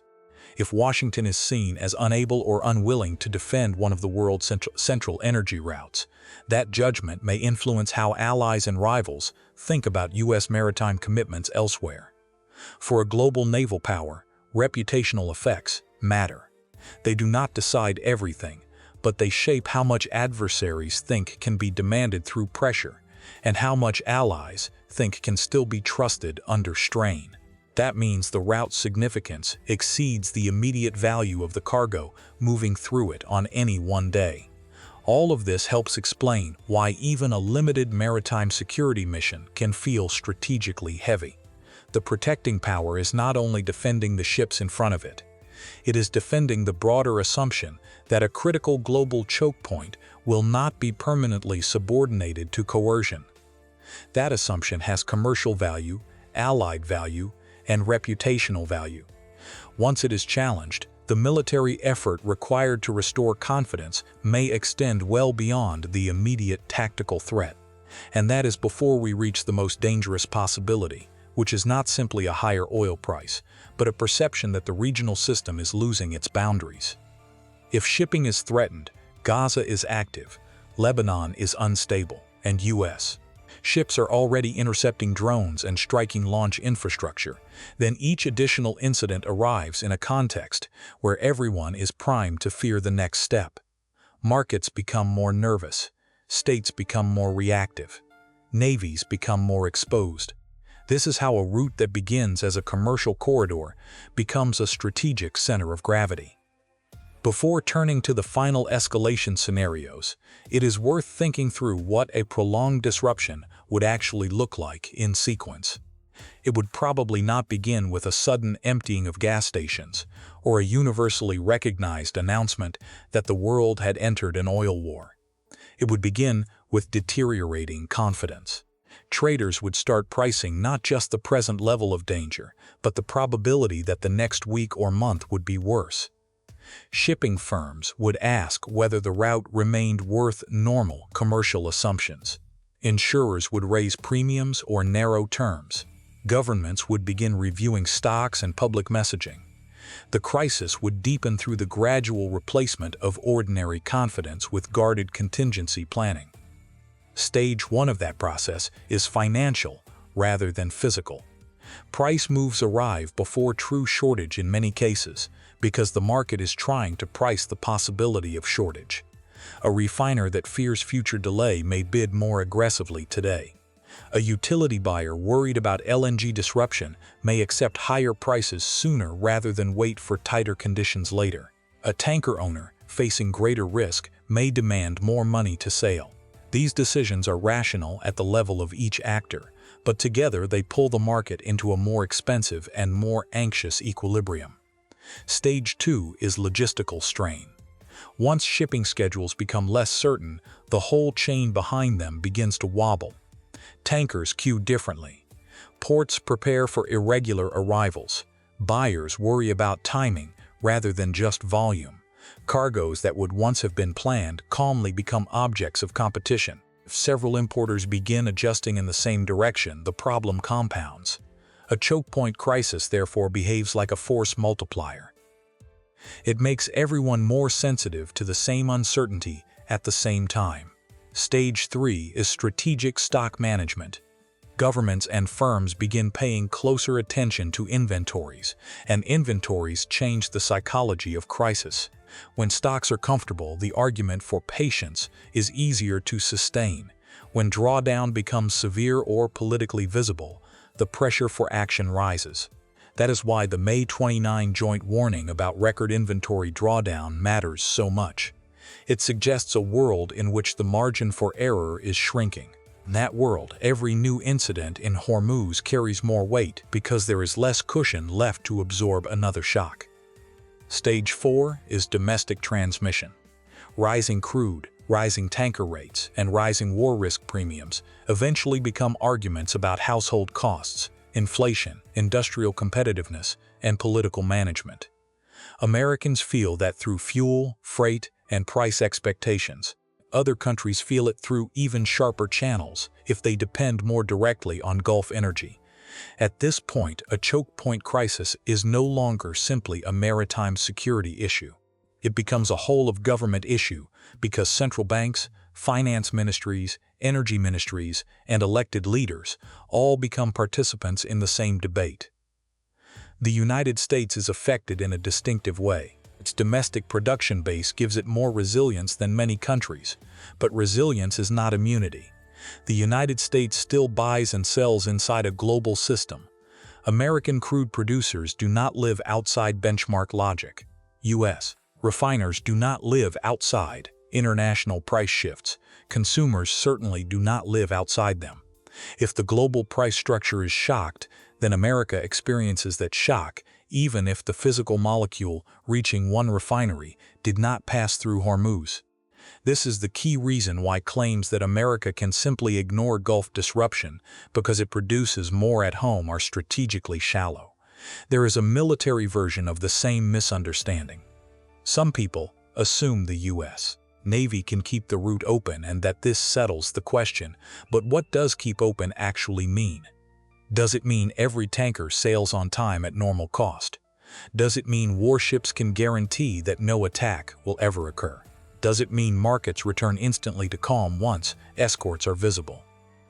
None of those things is guaranteed. A navy can reduce risk and preserve throughput. It cannot abolish uncertainty in a live contested theater.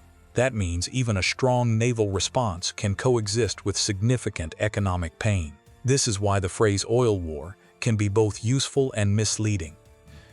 It is useful because it captures the way a military contest in one narrow waterway can reach into fuel markets and domestic politics almost immediately. It is misleading if it suggests that the crisis must look like a classic war of tankers, sunk in large numbers before the label applies. Modern choke point conflict can look more ambiguous than that. It can operate through a combination of threat, escort, air defense, cost inflation, and repeated incidents that keep the route functional but no longer normal. In practical terms, that is already a form of war pressure even when the legal or rhetorical labels stay contested. For allies, this ambiguity is particularly difficult. An Asian importer may believe the route is still technically open and still worry that its energy planning is becoming dangerously dependent on U.S. naval management. The European government may see no formal closure and still fear that any new incident will send another inflation wave into fragile domestic politics. Gulf partners may welcome American protection while also wondering how long Washington can or will sustain the burden if the crisis drags on. In each case, the route is usable, but usability itself has become a political variable. That political variable feeds back into force posture. The longer the crisis continues, the more U.S. commanders must think about not just immediate protection, but what prolonged protection does to readiness, maintenance, and strategic flexibility. Warships assigned to the Gulf are warships not available elsewhere. Aircraft devoted to route security are aircraft not training for some other contingency. Crews on prolonged high alert experience a different kind of stress from crews in peacetime presence operations. None of this means the mission should not be done. It means the cost of doing it is cumulative.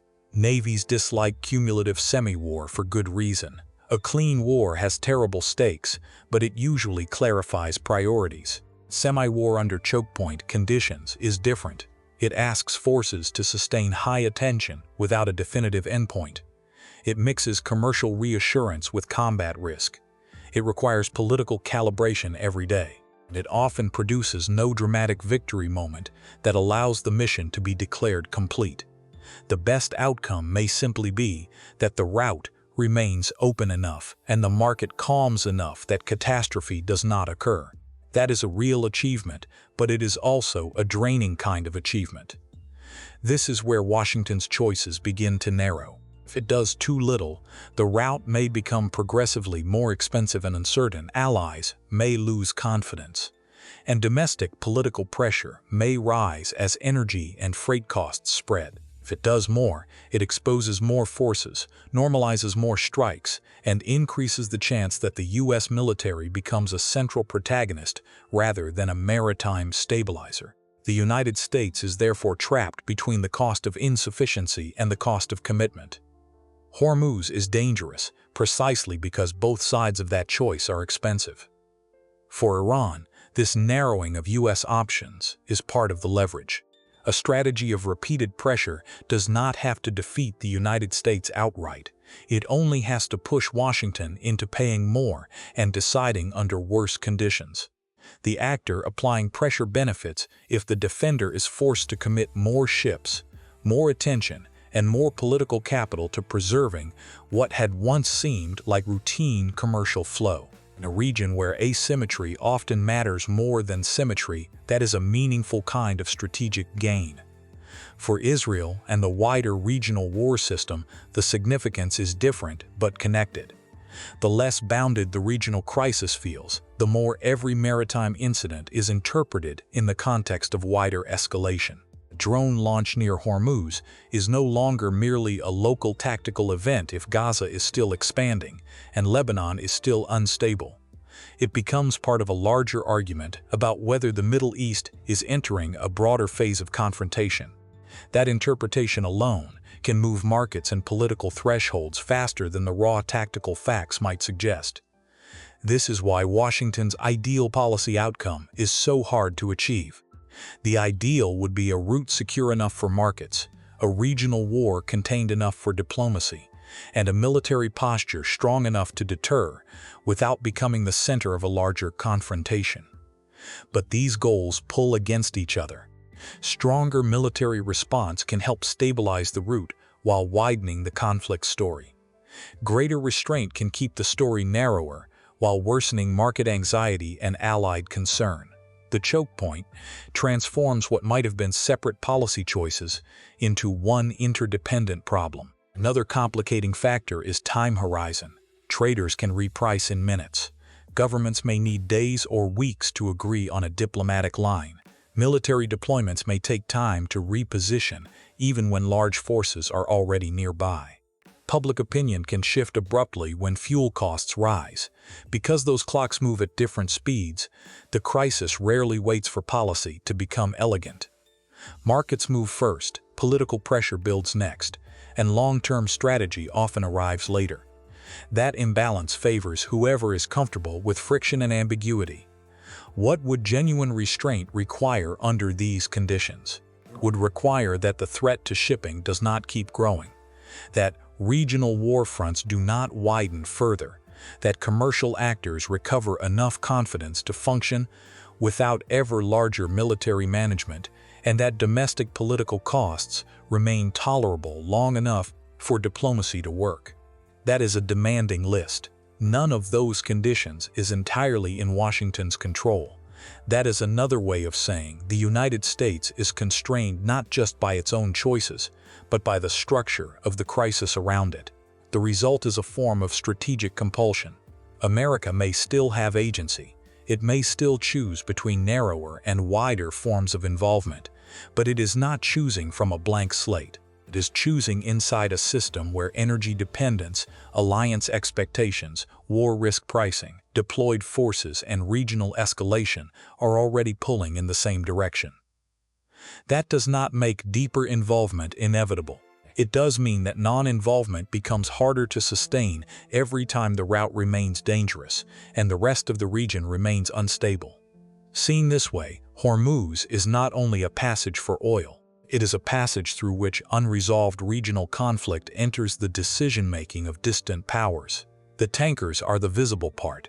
Behind them are insurers, navies, traders, ministries, legislatures, voters, and commanders, all reacting to the same narrow waterway. That is why the stakes keep expanding. The route is geographically small and strategically enormous. It can take a conflict that began as a regional war and make it feel like a test of world order, alliance reliability, and domestic economic endurance all at once. It also means that deeper involvement does not arrive in just one recognizable form. One version is administrative and maritime. The United States increases the density of escorts, surveillance, and route management without publicly redefining the crisis as a war. This looks limited, and in one sense it is. But it also commits more assets, more attention, and more prestige to the proposition that Washington can still impose enough order for commerce to continue. If the mission then fails visibly, the political cost is greater precisely because the commitment had already been increased. Another version is retaliatory and operational. The United States decides that preserving the route requires repeated action against the land-based systems, making the sea route dangerous. Radar nodes, drone command links, launch points, and other enabling infrastructure become part of the target set. That may remain a narrower mission than general war, but it changes the logic of involvement. The United States is no longer only guarding traffic, it is actively degrading the military machinery of the state applying pressure. That is a much more escalatory posture, even when described in the language of self-defense.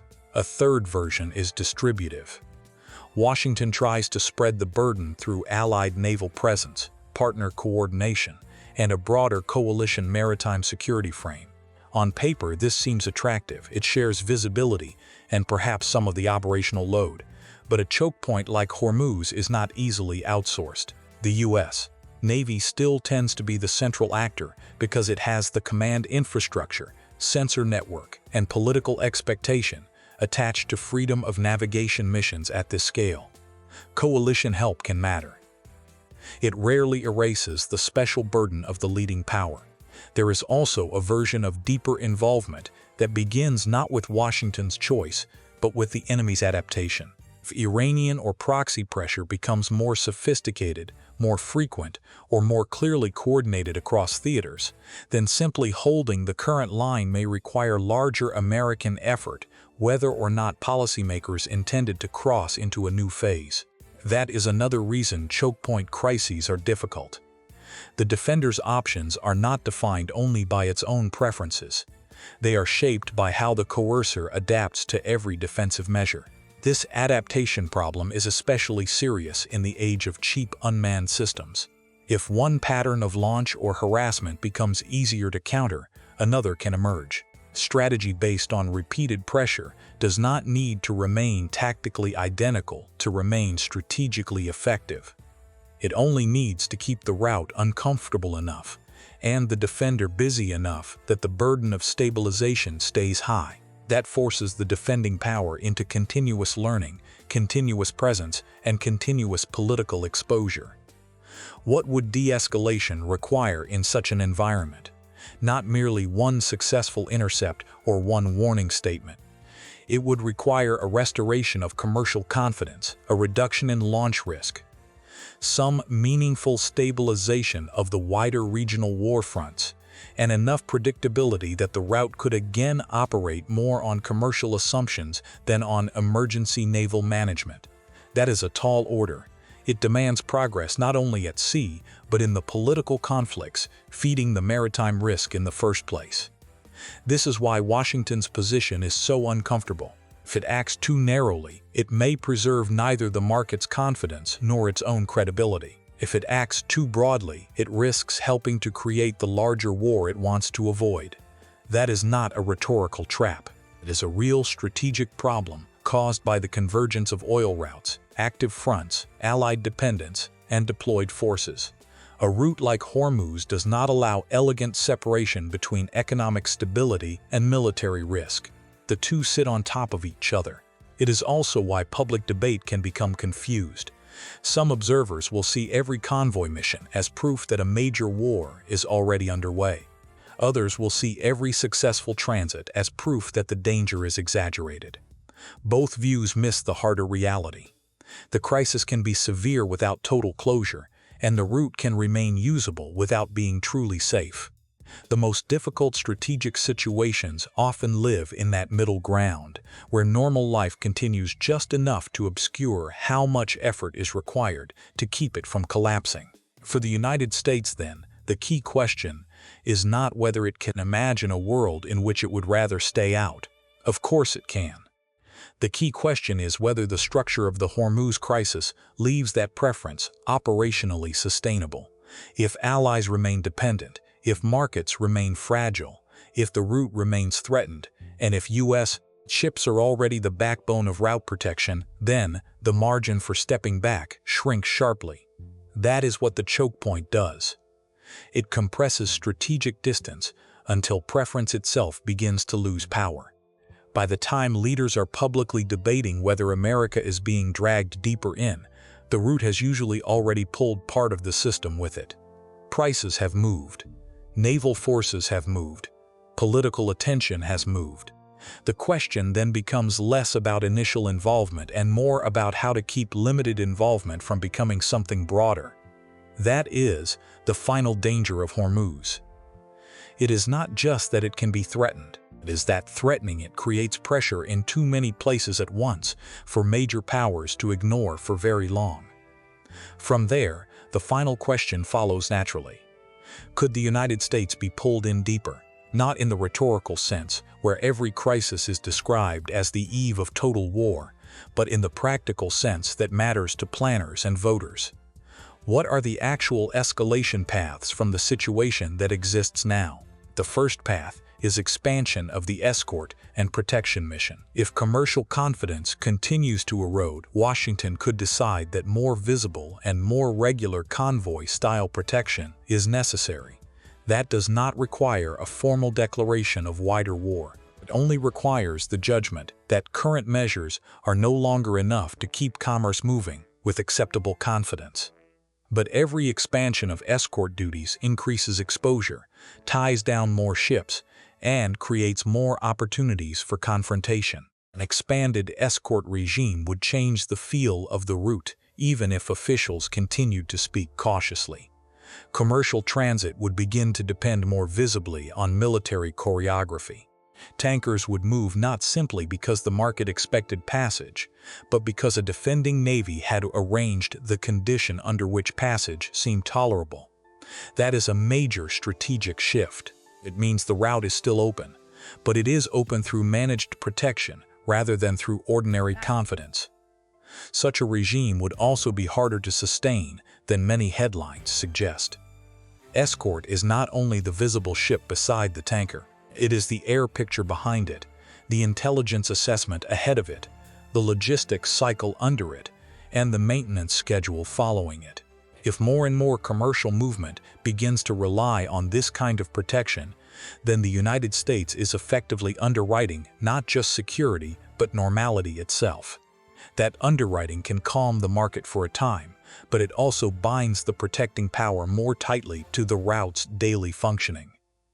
The second path is further strikes on launch and control networks. If drones and missiles continue to threaten shipping, then defensive interception alone may be judged insufficient. More strikes like those reported on May 31 against radar and drone command and control sites could follow. Those strikes may be framed as self-defense or route protection, but they still widen the operational confrontation between the United States and Iran. Each new strike increases the chance of retaliation somewhere else, whether at sea, through proxies, or against regional bases. There is a logic to that path. A route that must be defended only at the last second is a route that remains permanently expensive and fragile. If commanders believe the threat chain can be disrupted more effectively ashore, then pressure will grow to keep striking nodes rather than waiting for each launch to mature.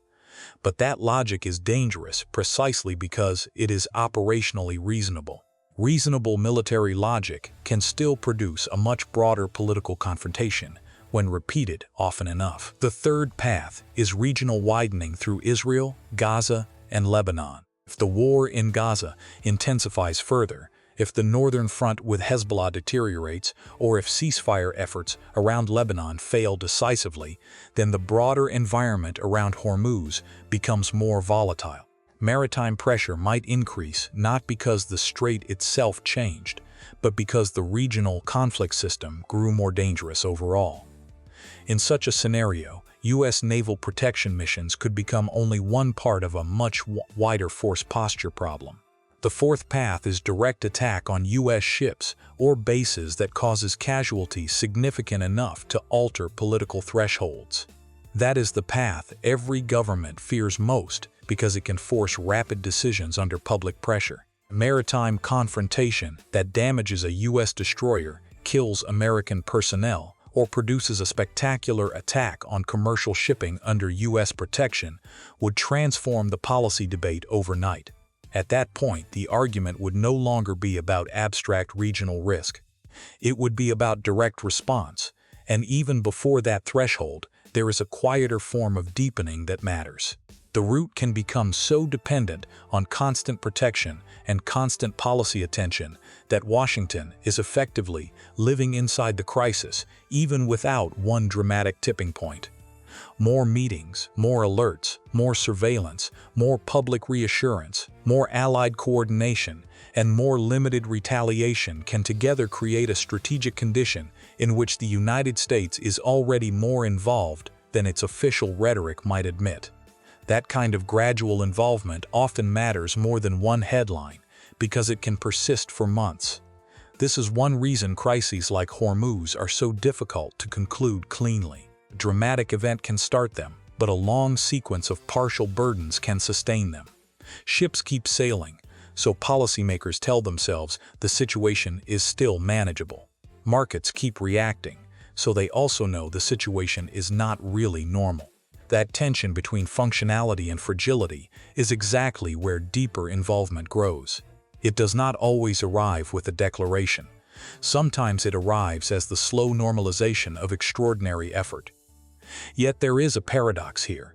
Washington may believe that by staying present, escorting traffic, and responding to threats, it is preventing a larger war.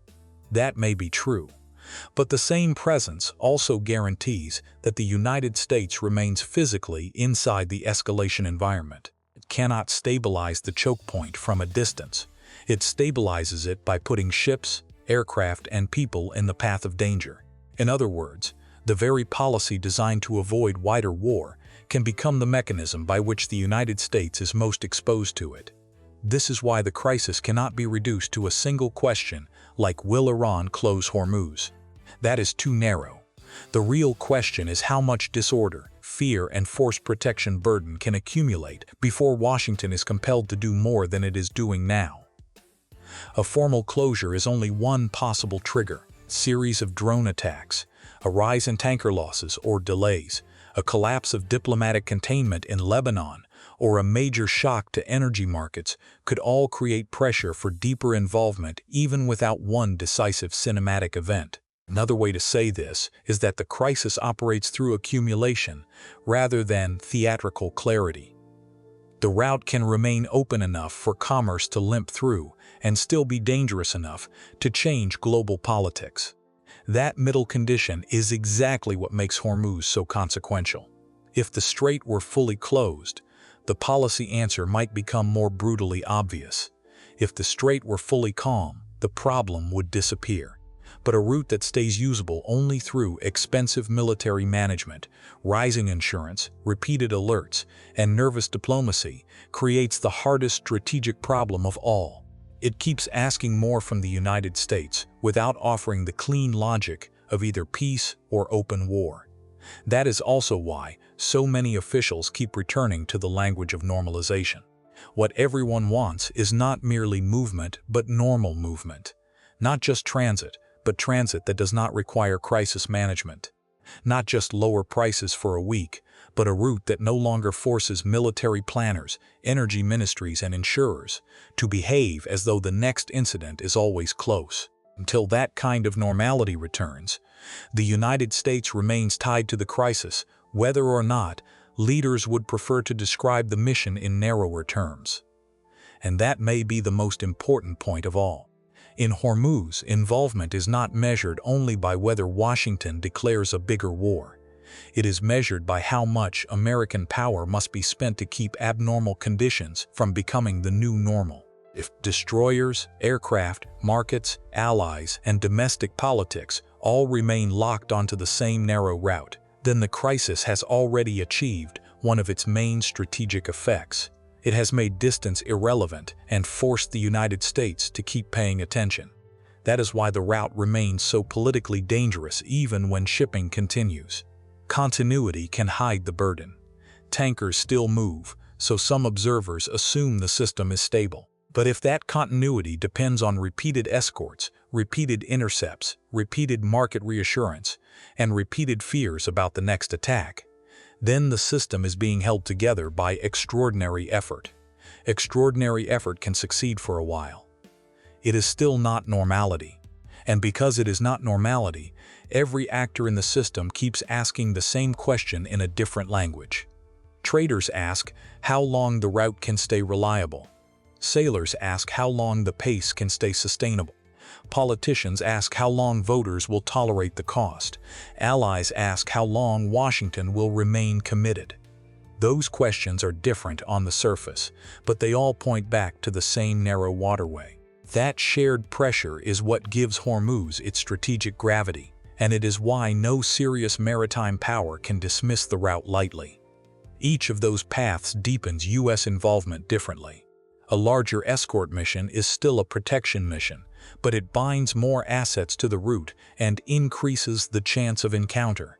A campaign of strikes against launch and control networks remains narrower than full war, but it still moves the United States further into direct confrontation with Iranian military infrastructure.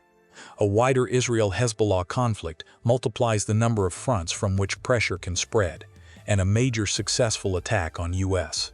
ships, bases, or protected commercial traffic could compress decision time so severely that Washington is forced into a much sharper response than it originally intended.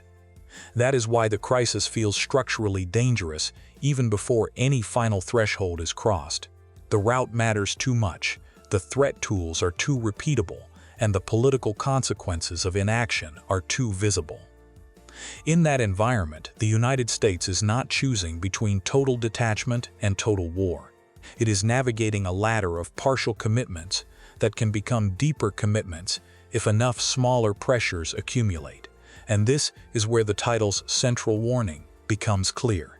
The 21-mile choke point matters not because it guarantees war, but because it reduces the room to ignore one. It ties together energy dependence, naval commitments, regional alliances, and the vulnerability of highly visible shipping routes. It takes a crisis that might otherwise remain a matter of speeches and turns it into something that can reach American consumers, American warships, and American political choices all at once. The United States may want limits. It may want to protect shipping without owning the whole crisis. It may want to support allies without sliding into another open-ended conflict. It may want to keep markets calm without enlarging the battlefield.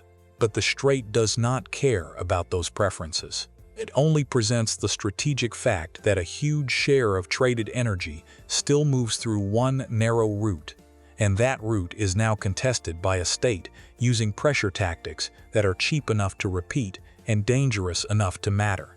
So the final answer is not that America is doomed to a new oil war, and it is not that the crisis can be safely dismissed as someone else's problem. The answer is more uncomfortable. Washington may not have full freedom of choice here. When oil routes, deployed forces, regional war fronts, and alliance expectations all converge in one narrow waterway, the question is no longer whether America wants to be involved. The question is whether the structure of the crisis gives it any realistic way not to be. There is one more way to understand why this crisis is so hard to end. The world does not need the Strait of Hormuz to become permanently closed for the damage to become real.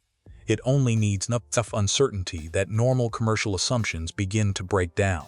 A tanker captain does not need proof of a full naval war to worry about the next transit. An insurer does not need proof of a permanent blockade to raise risk estimates. An energy trader does not need proof of a shutdown to price fear into the market. A government does not need proof of catastrophe to start preparing for one. That is the gap Iran can exploit, and the gap the United States has to manage. It is the space between peace and closure, between normal trade and open war, between a warning shot and a strategic crisis. That space, small actions can create large reactions because the route is already so important. A drone that never reaches its target can still affect decisions if it proves the route is being watched and threatened. A mine threat that never becomes a confirmed minefield can still slow planning if no one wants to be the first ship to test the assumption. A missile battery that never fires can still shape behavior if commanders believe it could fire under the wrong conditions. For Washington, this creates a problem of credibility. If the United States promises freedom of navigation, then repeated disruption challenges not only the flow of oil, but the meaning of that promise. If it responds too softly, adversaries may conclude that pressure works. If it responds too sharply, the confrontation can move from maritime protection into a larger military contest. The route, therefore, forces American leaders to defend two things at the same time: the physical movement of ships and the political belief that the sea lane remains governable. That belief is not a small matter. Modern trade depends on confidence. Ships are steel, engines, crews, cargo, and schedules. But global trade is also a chain of expectations. People expect contracts to be honored, ports to function, insurance to be available, crews to be willing, and military risk to remain bounded. When a choke point becomes contested, that chain of expectations weakens. Even if the ships keep moving, every voyage becomes more expensive in planning, more nervous in execution, and more politically visible. The danger for the United States is that protecting confidence can become more demanding than protecting any single vessel. A single tanker can be escorted. A single drone can be intercepted. A single warning can be answered. But confidence is a wider system. It requires repetition. It requires the sense that protection will be there not once, but consistently. It requires allies and markets to believe the United States will not disappear after the first difficult week. That is how a limited mission expands without anyone having to announce a dramatic expansion. The standard rises from preventing disaster to sustaining confidence. This is also why the cost of inaction is not purely military. If the route looks unstable, the political effects can appear at home. American voters may not follow every naval statement or every tanker alert, but they do understand fuel prices, grocery prices, interest rates, and headlines about another Middle East crisis. Disruption, thousands of miles away, can become part of a domestic argument about inflation, leadership, and whether the country is being pulled back into a region many Americans hope to think about less. In that sense, the choke point can enter American politics long before a single American voter could point to it on a map. The same is true for allies. Gulf states want protection but do not want uncontrolled escalation on their doorstep. European and Asian importers want reliable energy flows but may not want to carry the same military burden. Israel watches Iran through the lens of its own security and the war around Gaza and Lebanon. Iran watches American deployments for signs of both weakness and overreach. Each actor sees the same waterway through a different fear. That makes coordination harder because every move meant to reassure one audience can alarm another. A larger U.S. naval posture may reassure shippers and Gulf partners, but it may also signal to Iran that a bigger confrontation is approaching. A restrained U.S. posture may reduce the appearance of escalation, but it may also worry allies and markets that Washington is tolerating too much pressure. A coalition mission may spread legitimacy, But if the United States remains the backbone of command and capability, the political burden still returns to Washington. The choke point turns every option into a trade-off. There is a deeper historical lesson here as well. Maritime choke points become dangerous when they compress military risk and economic necessity into one place. They do not have to be large to matter. In fact, their smallness is part of their power. A narrow route reduces maneuver space. It concentrates traffic. It gives weaker actors a way to threaten stronger systems. It allows limited tools to produce global effects. That is why the map is misleading if it makes Hormuz look like a small local passage. Strategically, it is closer to a pressure valve for the world economy. And the pressure is not only about oil barrels, it is about the kind of world system those barrels support. Energy moves through Hormuz into refineries, ports, factories, power grids, shipping networks, and political budgets. When that movement becomes uncertain, the anxiety spreads outward through systems that rarely appear in war footage. The crisis becomes visible as a warship at sea, but it is also present in insurance documents, central bank calculations, airline fuel costs, government emergency meetings, and the quiet decisions companies make about whether to reroute, delay, or pay more. That is why a clean ending is so difficult. A ceasefire in one theater may help, but it may not restore confidence at sea if the maritime threat remains. Successful naval intercept may help, but it may not calm the region if the Gaza war and Lebanon front keep widening the strategic story. A diplomatic statement may help, but it may not lower insurance if commercial actors believe the threat tools are still in place. The crisis is connected across domains, and connected crises rarely end with one clean move. The best case is not glamorous. It is not a decisive battle or a dramatic surrender. The best case is a gradual return to boring maritime routine. Fewer alerts, fewer emergency deployments, fewer armed escorts needed to reassure traffic, lower insurance pressure, less political heat, more predictable regional diplomacy. In other words, success would look like the route becoming less interesting. That is often the paradox of maritime security. When it works, the world stops paying attention. When it fails, everyone suddenly discovers how much depended on it. But getting back to boring is hard because the tools of disruption are now cheaper, more distributed, and more politically useful than they used to be. A weaker actor does not need to build a navy equal to the U.S. Navy to make the route feel dangerous. It can use drones, missiles, mines, surveillance, proxies, warnings, and calibrated uncertainty.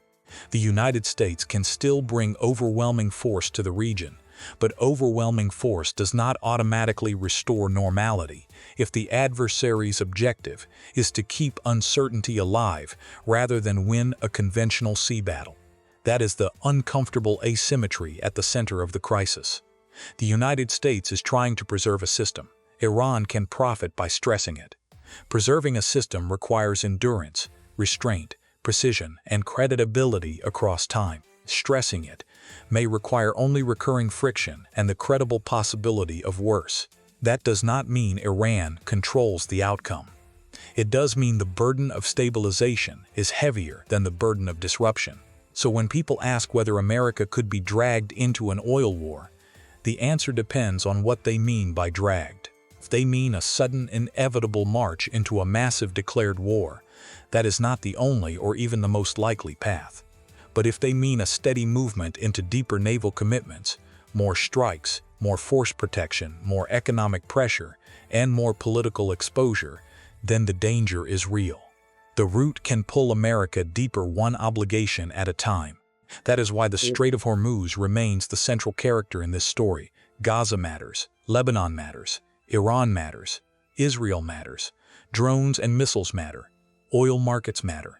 But Hormuz is where those separate pressures can combine into one unavoidable strategic question. How much risk can the world tolerate in the route that carries so much of its energy? And who will pay the price to keep that risk from becoming a shock? For now, the answer still points back to the United States. Not because Washington controls every cause of the crisis, and not because it wants another open-ended conflict, but because its ships, alliances, bases, and economic interests are already tied to the route. That is what makes the 21-mile choke point so powerful. It does not need to choose America's policy. It only needs to narrow America's choices. And once the choices narrow, every transit becomes more than a commercial movement. Every tanker becomes a test of deterrence. Every drone becomes a test of response. Every market spike becomes a test of political endurance. Every diplomatic failure elsewhere in the region becomes another reason the sea lane feels less stable. That is the mechanism by which a regional crisis becomes an American crisis. So the final warning is simple. The Strait of Hormuz does not have to close to change the world. It only has to become uncertain enough, dangerous enough, and politically important enough that the United States feels compelled to keep stepping closer. That is how a narrow waterway becomes a global problem. That is how an oil route becomes a war risk. And that is how a crisis America would rather contain can still pull America toward the center of it. This is the part of the story that matters after the headlines fade. If the route remains tense for weeks or months, the crisis stops looking like a single emergency and starts becoming a new operating condition. Naval planners build schedules around it. Gulf governments build diplomacy around it. Energy markets build risk premiums around it. American officials build talking points around it. What began as an acute shock can settle into a chronic burden, and chronic burdens are often how great powers become committed more deeply than they first intended. That slow commitment is easy to underestimate because no one day seems decisive. One day brings an alert, another brings an intercept, another brings a diplomatic call, another brings a warning to shipping, another brings a deployment adjustment. None of those moments alone has to be called an oil war, but taken together, they can create a posture in which the United States is continuously managing a contested energy corridor while the surrounding regional conflicts remain unresolved. That is a serious strategic condition even if the vocabulary stays cautious. It also creates a fatigue problem. Crews, commanders, diplomats, and markets can absorb high tension for a while, but sustaining alertness has costs. Warships need maintenance. Sailors need rotation. Intelligence systems need constant attention. Allies need repeated reassurance. Commercial operators need updated guidance. Political leaders need to explain why a faraway waterway keeps demanding American focus. Over time, the question is not only whether the United States has the capability, it is whether the mission remains politically and operationally sustainable if the crisis refuses to resolve. Iran understands that endurance is part of the contest. A coercive strategy does not need to produce immediate victory if it can impose recurring cost. The United States understands the opposite side of the same equation. If it cannot sustain the route's credibility, then a central promise of American maritime power looks weaker. That is why even limited incidents can carry strategic weight. They are not judged only by physical damage. They are judged by what they suggest about persistence, resolve, and the future cost of keeping the route open. The most dangerous moment may therefore be the moment when everyone becomes used to the tension. If abnormal conditions start to feel normal, the region can drift into a pattern where military presence is constant, commercial anxiety is permanent, and escalation risk is always one mistake away. That is not peace. It is a managed crisis. Managed crises can last, but they can also break suddenly when a weapon misses, a commander misreads an action, a proxy overreaches, or a domestic political threshold is crossed. That is the final reason Hormuz cannot be separated from the rest of the Middle East crisis. The waterway is not floating outside politics. It sits beside Iran, near Gulf energy infrastructure, inside the range of military systems, and within a region already shaped by the wars and confrontations around Israel, Gaza, Lebanon, Iraq, Syria, Yemen, and the Red Sea. Pressure in one place changes calculations in another. The sea route becomes the place where those calculations can touch the global economy most directly. So if there is a lesson for viewers in America, it is not that every crisis must become an American war. It is that some geography gives distant crises a direct path into American life. The Strait of Hormuz is one of those places. Its width is measured in miles, but its consequences are measured in fuel prices, naval deployments, alliance credibility, and the political limits of restraint. That is why this narrow channel keeps returning to the center of global strategy. And if there is a lesson for policymakers, it is that keeping the route open is not the same as solving the crisis. Openness is necessary, but it is not enough. The deeper objective is restoring enough predictability that oil, shipping, and diplomacy no longer depend on constant crisis management. Until that happens, the United States remains involved not because it necessarily wants escalation, but because the cost of looking away remains too high. There is another complication that becomes clearer after the deal than during the fighting. Not every ship at sea behaves like a transparent commercial ship. Some vessels operate inside sanction evasion networks, with obscure ownership, irregular paperwork, flags of convenience, and incentives to ignore instructions longer than a conventional major line would tolerate. That is where the shadow fleet problem enters the Hormuz story. The Associated Press reported that in one recent case, a disabled tanker had ignored nearly 60 verbal warnings, multiple shows of force, and final warnings before U.S. forces fired into the engine room, according to a U.S. official. The point is not that every tanker is a covert threat. The point is that choke point security becomes harder when some ships are not merely nervous commercial actors, but also possible instruments of sanctions evasion, political messaging, or deliberate friction. That creates a painful enforcement problem for the Navy. If commanders act too slowly, a non-compliant vessel can impose risk on nearby traffic and test the credibility of the patrol picture. If commanders act too quickly, a boarding or disabling action can become an international incident. The mission, therefore, becomes more than escort. It becomes judgment under ambiguity. Who is frightened? Who is evasive? Who is reckless? And who is deliberately trying to make the lane harder to trust? This is one reason the history warning matters. The U.S. Navy has been here before in another form. During the tanker war in the 1980s, the Gulf became a place where protecting shipping meant more than simply being present. It meant convoy logic, mine danger, reflagging, and the risk that a single strike could drag the United States deeper into direct confrontation. On April 18, 1988, the Navy launched Operation Praying Mantis after the mining of USS Samuel B. Roberts. That is the historical reminder sitting behind every modern reassurance mission in Hormuz. Mines and shipping protection can turn a managed escort burden into a larger naval fight very quickly. That is why the post-deal period may be the hardest phase of all.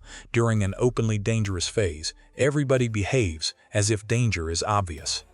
After an agreement, the burden changes. Navies must prove that danger is receding. Shipowners must decide how much proof they need. Insurers must decide when pricing can come back down. Charterers must decide when routine schedules can replace exceptional routing. Energy markets must decide whether the next tanker is evidence of normalization or just one brave transit in an abnormal corridor. From here, the most realistic future branches into four broad scenarios. The first is smooth reopening. Traffic recovers steadily, mine fears fade, war risk premiums come down, and the route returns to something close to its normal commercial rhythm. That is the outcome every importer wants and every protecting navy would prefer to advertise. The second is slow-motion reopening. Ships do move, but cautiously. Backlogs clear only gradually. Insurance stays expensive.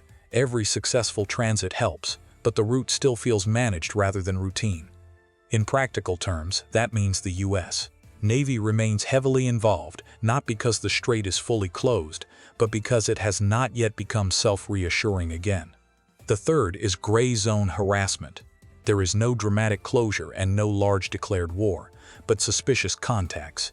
Drone scares, warning traffic, non-compliant ships, mine rumors, or selective coercion keep the route psychologically unstable. This may be the most difficult scenario because it sits in the middle state that demands constant military labor without delivering the political clarity of either peace or open conflict. The fourth is re-escalation. Missile threat, a mine strike, a disabled tanker, a shadow fleet confrontation, or a badly timed exchange at sea resets the whole corridor back into crisis mode. In that case, everything that looked like reopening turns out to have been only a pause between two periods of pressure. So, the final answer is stricter than a headline. The Strait of Hormuz is not safe because a deal says it is open. It becomes safe only when shipowners, insurers, crews, navies, and energy markets all behave as if the next transit is no longer an exception. That is why the hardest U.S. Navy mission can begin after the shooting slows down. Reopening the route is the announcement, restoring confidence is the operation.